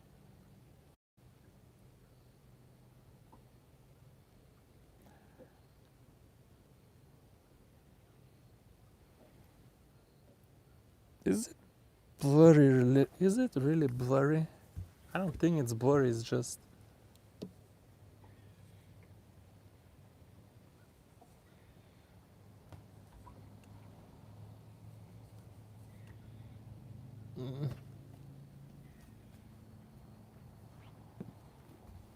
Did this improve anything? No, it's just the internet is not very good.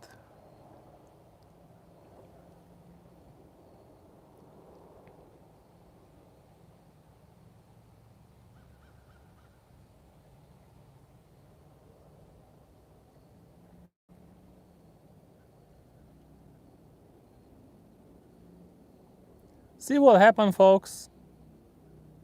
The wind stopped, everything calmed down, and the bite stopped too. I kid you not.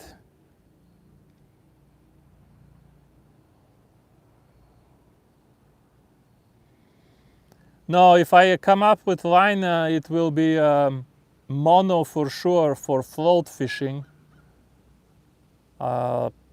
I think there are so many nice colors that people don't sell for some reason. Everybody sells these high-vis colors that I find obnoxious. Other than the orange, all of the other high-vis colors I find very obnoxious looking.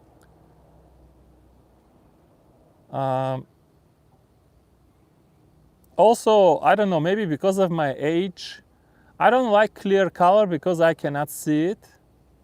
But low vis is high vis enough for me. Like for me, green color and brown, green like green, but like orange green, like mellow, soft green, not the high vis green, not the blue green. Or yellow brown, like softer, like exactly like fall colors. There is no line with this kind of colors. That would be great for carp fishing and float fishing. And I would love to find a company in Japan that makes ester and order some ester line in cool colors, in different diameters.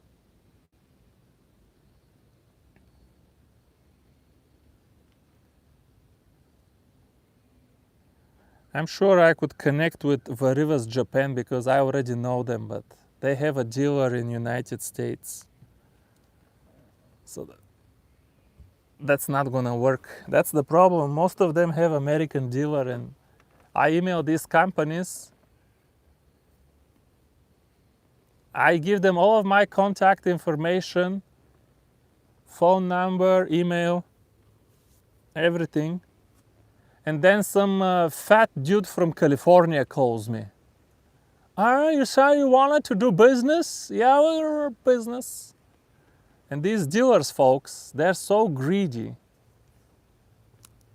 They want to make more money than you, even though you are doing all of the work. You're doing the shipping, the packing, all of the customer service when an order gets lost. You know how much work is to take care of an order that's lost? You have to send another order. You have to cancel the other order. You have to file a claim to get some money back. It's so much. He's gonna make more money than you for doing nothing just because he signed the contract with the Japanese company.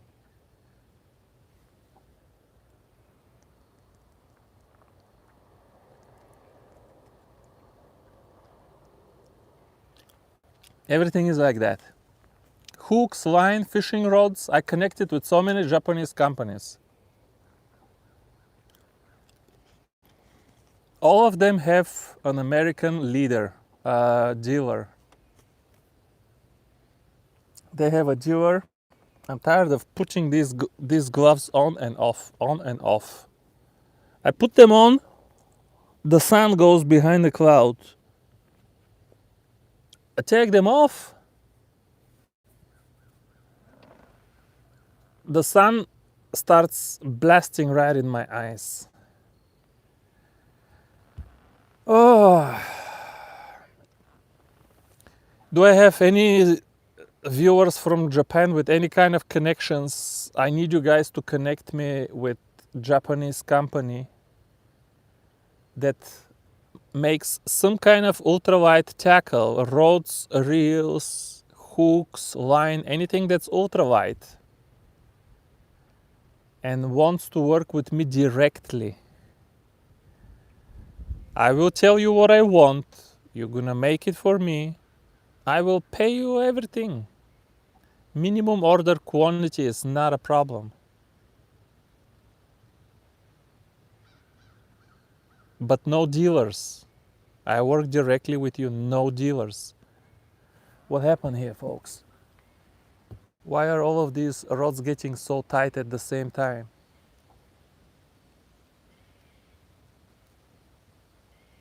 Did the line slip? No, it didn't slip. Why are they both getting tight at the same time? I don't think it slipped.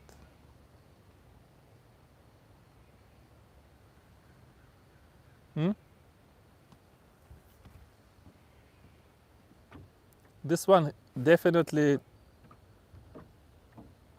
hit. Maybe channel catfish.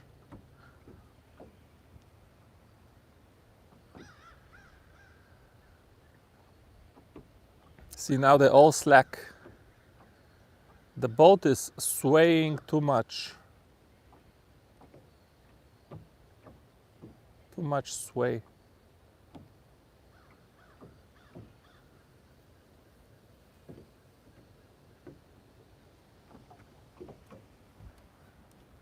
I have so much traffic at my store. Hundreds of people every day come to check. But I have like 2 products, 1 jig and 1 float. And they all bought the jigs and the floats already. I want to make something else that's pretty.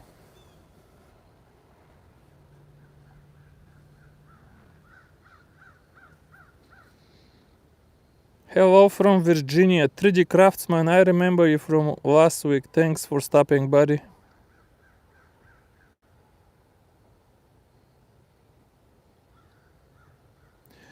No, you don't need the 5,000. 4,000 is absolutely perfect. And these rods are probably the best value. I think I'm gonna get 2 of them myself for my... Not 5,000, don't buy the 5,000. Buy the 4,000, but buy it somewhere from Japan. The gear ratio should be 4 point something, 4.8. Also, I can tell you, Shimano Sahara for carp fishing is a very good reel. It's not cheap. It's cheap, but it's very high, very smooth. I have 4 of them. A very smooth reel. If you can't find Ultegra in 4.8 gear ratio, but you can find the Sahara in 4.8 gear ratio, go for the Sahara. Whichever of the 2 reels you can find in 4.8 gear ratio in size 4000. 4000 will balance perfectly. You don't need more than that. You don't need bigger than that. Now you're not going to be able to just winch on the carp like with a bait caster. You still have to kind of fight it with the rod, pump it a little bit. But I fished with the 4000 size. I have never purchased a 5000 size spinning reel for carp fishing. 4000 is enough. A lot of reels, 4000 and 5000 is the same body, only deeper spool. If that's the case, even then you don't need the bigger spool. It will just make it more difficult to retrieve. 4000 is all you need.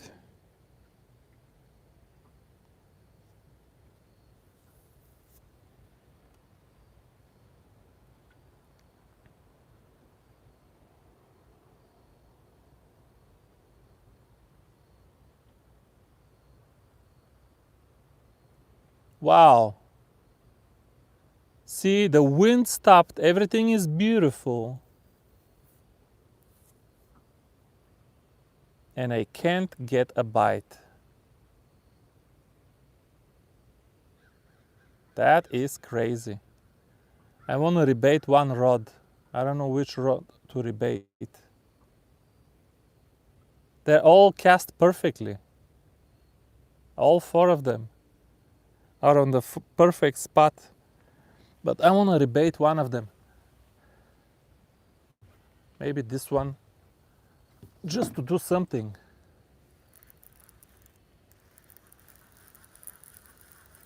Just to do something.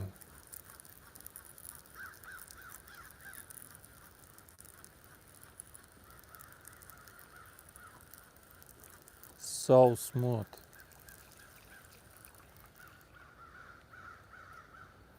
Maybe this is the problem. These triple baits. These triple baits were cool when the bite was hot. But maybe now that the bite is slow, you don't need the triple baits. You don't need the triple gummy bear anymore. Let's go with a double gummy bear, with a single gummy bear.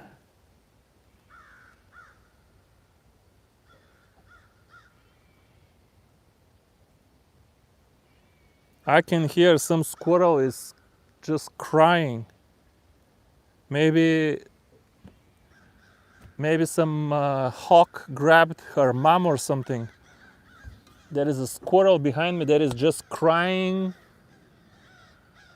I have seen squirrels cry like that. When you kill one of them, the other one starts to cry.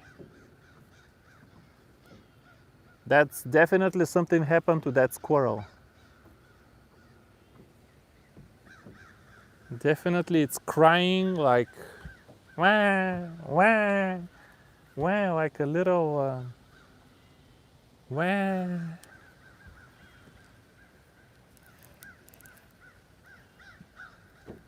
Okay, where to put this one? Right up front.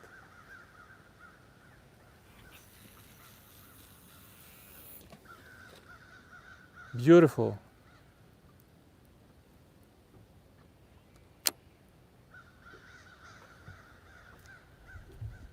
Beautiful.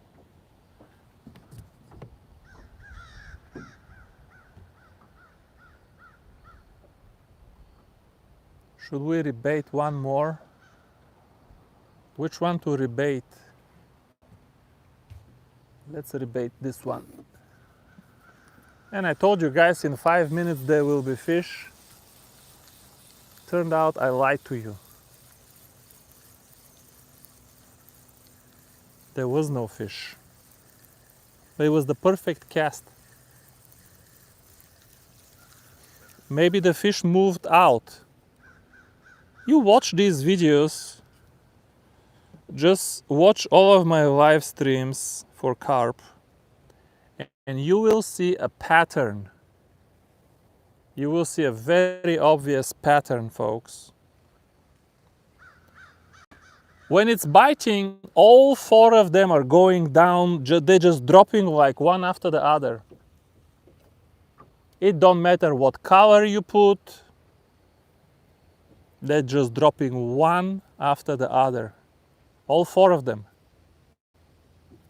were getting bites non-stop. Then something changes, the sun or the wind, something will change. And now it doesn't matter what color you put, what you put, none of them. These fish are, it's not like one fish now, one fish later. They're just all here or all gone. Either all of them are here and you're getting on all 4 rods, or none of them.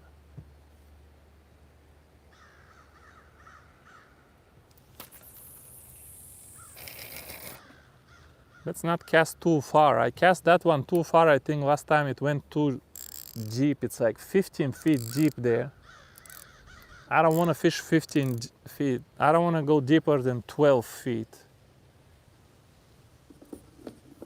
I don't want to fish deeper than 12 feet. Now let's rebait this one too. That squirrel is driving me nuts.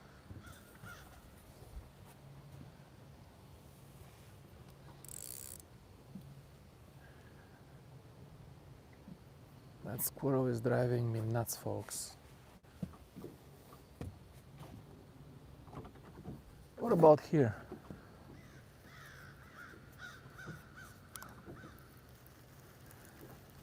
Wow, a lot of slack line. Maybe there is a carp here. A lot of slack line. We have a fish here. Who knows where? Maybe it's under the boat. A lot of slack line. There it is. The fish is behind me. The fish, I just decided to rebait it. And the fish is behind me. That's how it goes. That's why people drop weights, but I don't do that. I'm not people. Yep. Quietly, all the way there. Quietly, all the way there. No, no. Zero drag. We are in zero drag mode. Oh no, don't go in the trolling motor. Oh! Exactly what happened.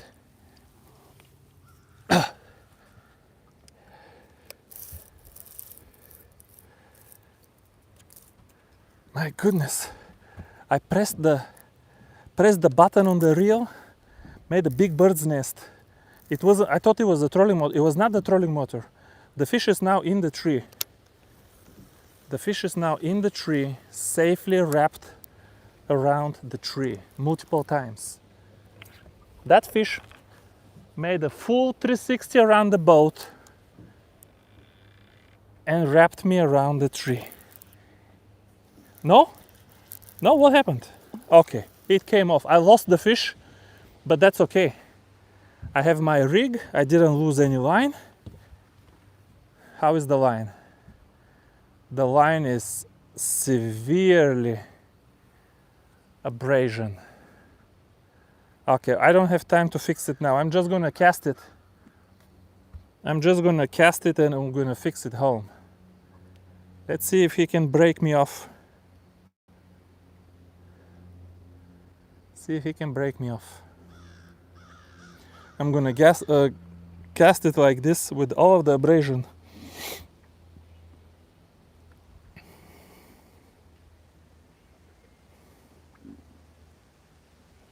crazy fish. When I'm on the other side of the bank, they always run this way, pull away, and I always notice them. I thought if I'm here, they're gonna run the other way, but they don't run the other way. They come here anyway. They come here anyway. I told you this rod hit. If you watch a replay, you'll see me say, this one had a bite. He pulled and started running this way towards the trees.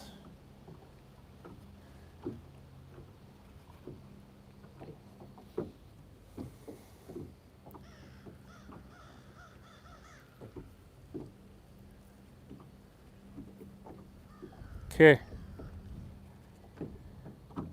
Here we go. Last chance for a 20-pounder, folks. We're gonna catch one more fish. Now that all 4 rods are rebaited. We're gonna catch one more fish, just that. Are we finally gonna catch one 20-pounder? That's the question. We're finally gonna catch one 20-pounder. Where is my 20-pounder?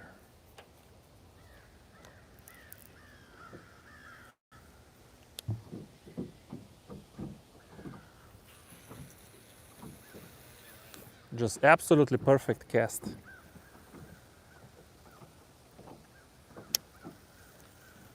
Right there. Come on, Mr. 20. I'm waiting for you, Mr. 20. Let's rebait this one too. That's the only one I didn't rebait. Come on, Mr. 20. We need just one Mr. 20.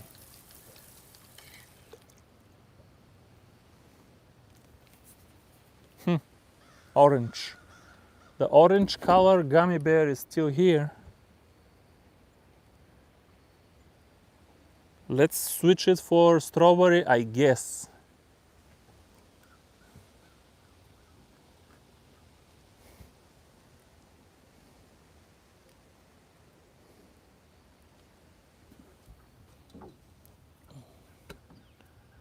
And I'm gonna put like a 3-ounce pack of pack bait. I don't know how I'm gonna cast it. This is a huge chunk of pack bait. That's the last cast. That is the last cast, folks. I'm casting this one. We're waiting 15 minutes for a carp. Should be enough for one carp.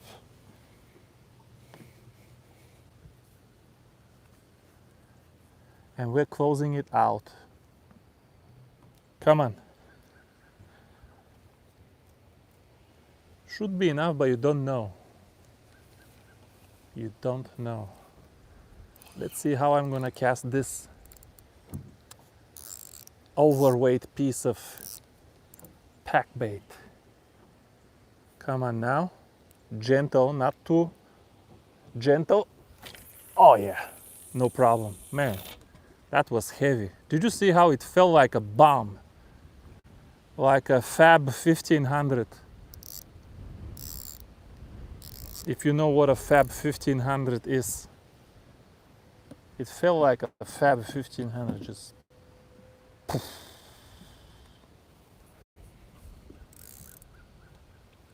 Okay. All right, I think everything is perfect. We have 4 freshly baited rods.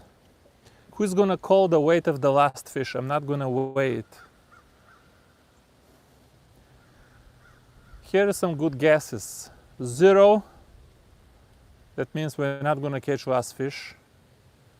10, 12, 15, 20. Come on now, you can guess it. Go for glory.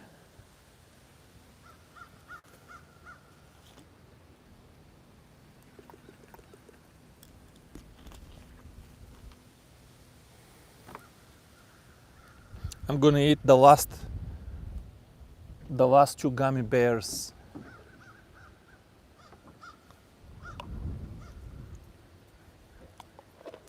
Delicious. This is delicious. It reminds me when I was in my 20s, go to the movies with a girl, and I would take these in the theater, very cheap, and you can eat one big bag of gummy bears the whole movie. Ruined all my teeth, but saved some money. Put it in the pocket. They're kind of dense, delicious. Okay, we got some wind. Wind is good. Hey, we're gonna catch one. It's not gonna be zero. Did I get any guesses? Nobody guessed? 4 kilogram. That's 10 pounder. That's probably the safest bet, because that's kind of right in the middle of today's sample.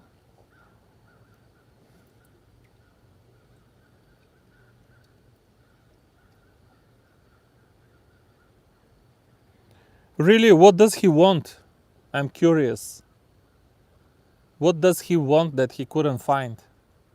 I'm not disagreeing though. For example, I don't think there is a good twitch worm for ultralight fishing. I want something like a trout magnet, but would it hurt to have a little tail? Would it hurt to have a little tail for action? Not for swim bait though, for twitching. But nobody cares for twitching. So that's what I'm gonna make. Hopefully we see the first prototype soon. How am I gonna fish it? Everything is happening 6 months to 12 months later than what I planned, folks. Everything is happening so slow.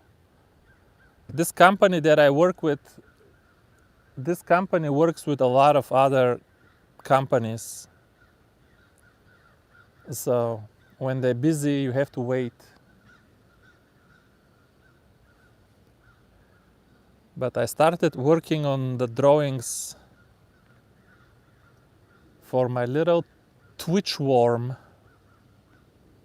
Gotta figure, can I call it just a twitch worm? Or do I need a more catchy name?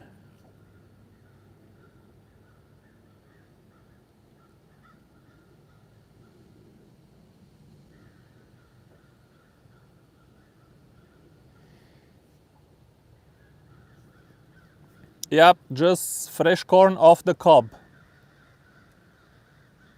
Nothing else. I like when the kernels are big and juicy and full of milk. Those are the most delicious. Those are the best. Fresh corn is amazing because it's exactly what carp eats. To fish for carp with fresh corn is like fishing for bluegill with worms. That's the perfect analogy. You don't need worms. You can catch bluegill on silicone lure, and you can catch carp on plastic corn and some gummy bear for flavor. But if you want to use the real thing, that's what carp eats. And in my opinion, in United States, everybody is using too much flavor. Absolutely everybody. And the reason I'm saying is too much is that it's counterproductive. A little bit of flavor is good. Too much flavor is a turn-off and attractant for catfish. Too much flavor is a catfish bait. Maybe today I have too much flavor because I caught so many channel catfish today. And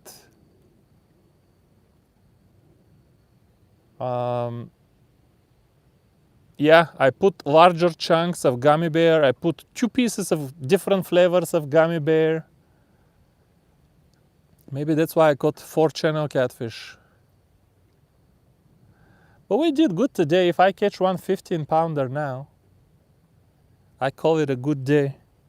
4:05. Oh man, we are past our time. But I want to end with a fish, so I'm going to hang out for another 10 minutes.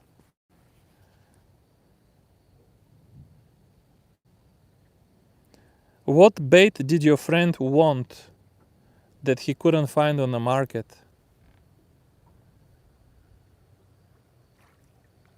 Yeah, something is busting right here. If I pull my ultralight, something is chasing this shad right next to my boat. It's funny that neither the shad nor the predator fish is afraid of my boat.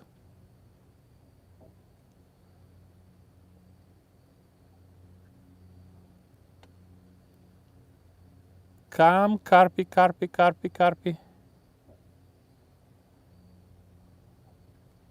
The beautiful weather now, 74 degrees, 72 probably right now.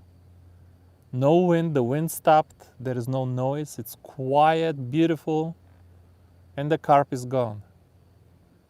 I told you before, so many times the carp come and all of the rods go bam, bam, bam, bam, bam, and then they leave and you're casting on the same spot, the same bait, and all 4 rods sit empty because they left.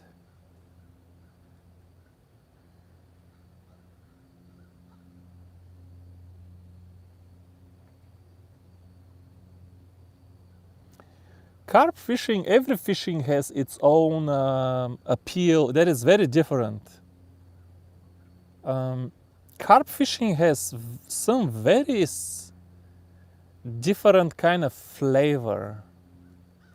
Sitting, relaxing, and then the rod is bent and you have incredible adrenaline for a few minutes, then sitting, relaxing again, then it's bent over again. Very different from crappie fishing, where you're catching small fish all day. You don't have such peaks of adrenaline rush, but it's never too boring either, because when you're ultralight fishing, you're always catching something. You're always gonna find at least some small bluegill.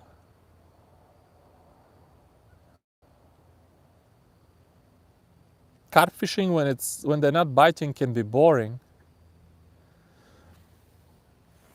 That's our last fish. That's our last fish. Yep. Oh no, don't tell me that's a channel catfish.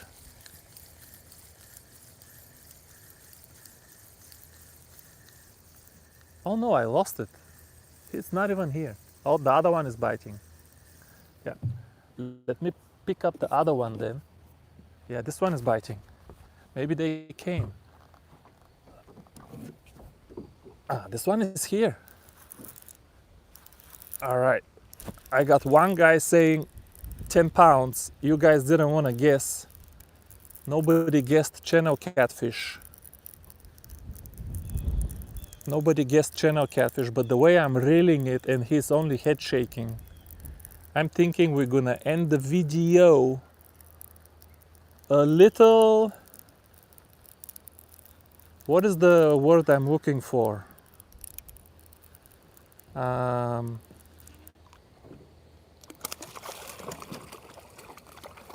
Anticlimactic. Anticlimactic.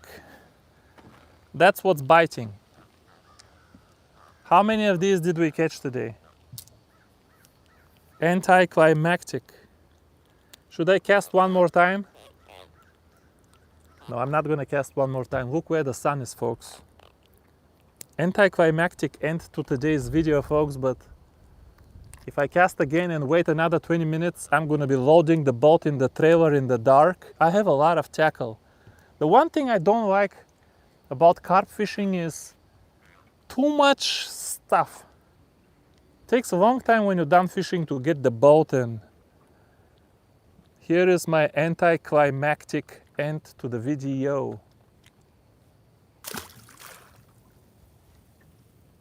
Sorry about that, folks. I wanted to end with a 15-pounder. Hey, one guy said 0.5. That dude, I thought, man, you're insulting me. And he did insult me. And yet, he was correct. He said 0.5. That's exactly how much. Yeah. Look at the sunset.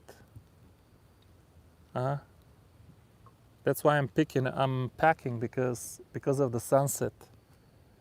Here, I'll let you enjoy the sunset for another couple of minutes while I'm putting stuff together. Maybe we'll get one more run on one of the other rods.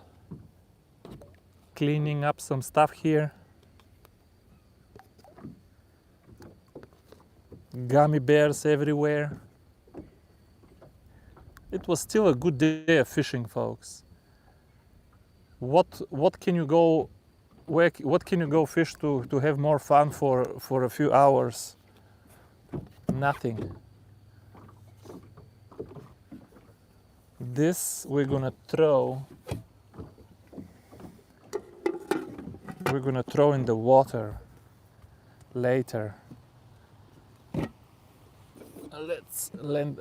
This one could have been a carp, but I didn't wait for it enough. Maybe it was another channel catfish.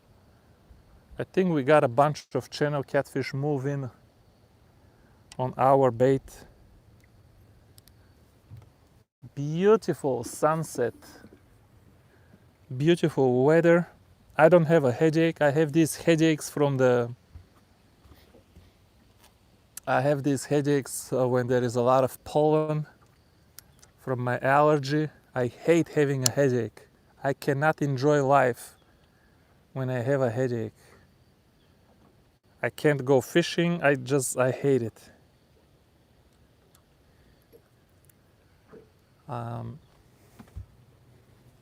Beautiful air, no headache. Count your blessings, folks. Count your blessings. There we go.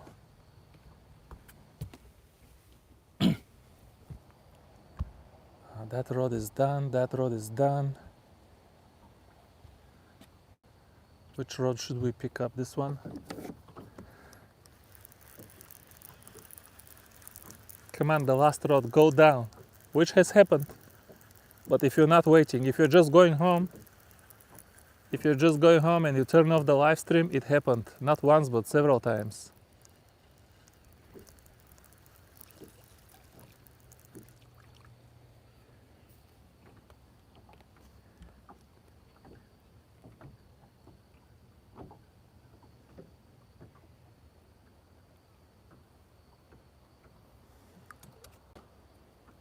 Now all of this stuff has to be washed. The net has to be washed. You can't just leave it outside or in the garage. If you leave it outside but you don't wash it, you're gonna find some raccoon or something, because they're gonna get attracted to the fish smell. The cradle has to be washed, the net has to be washed, 2 towels, gloves, everything has to be washed.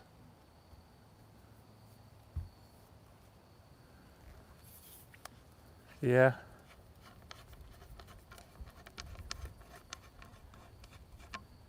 Man, 5 or 6 channel catfish today. Too many channel catfish, folks. Alright, folks. Thanks everybody who joined, made me company today. See you next time. Next time I have something planned. I'm gonna bring my carp alarms. They make everything very fun. Bye bye.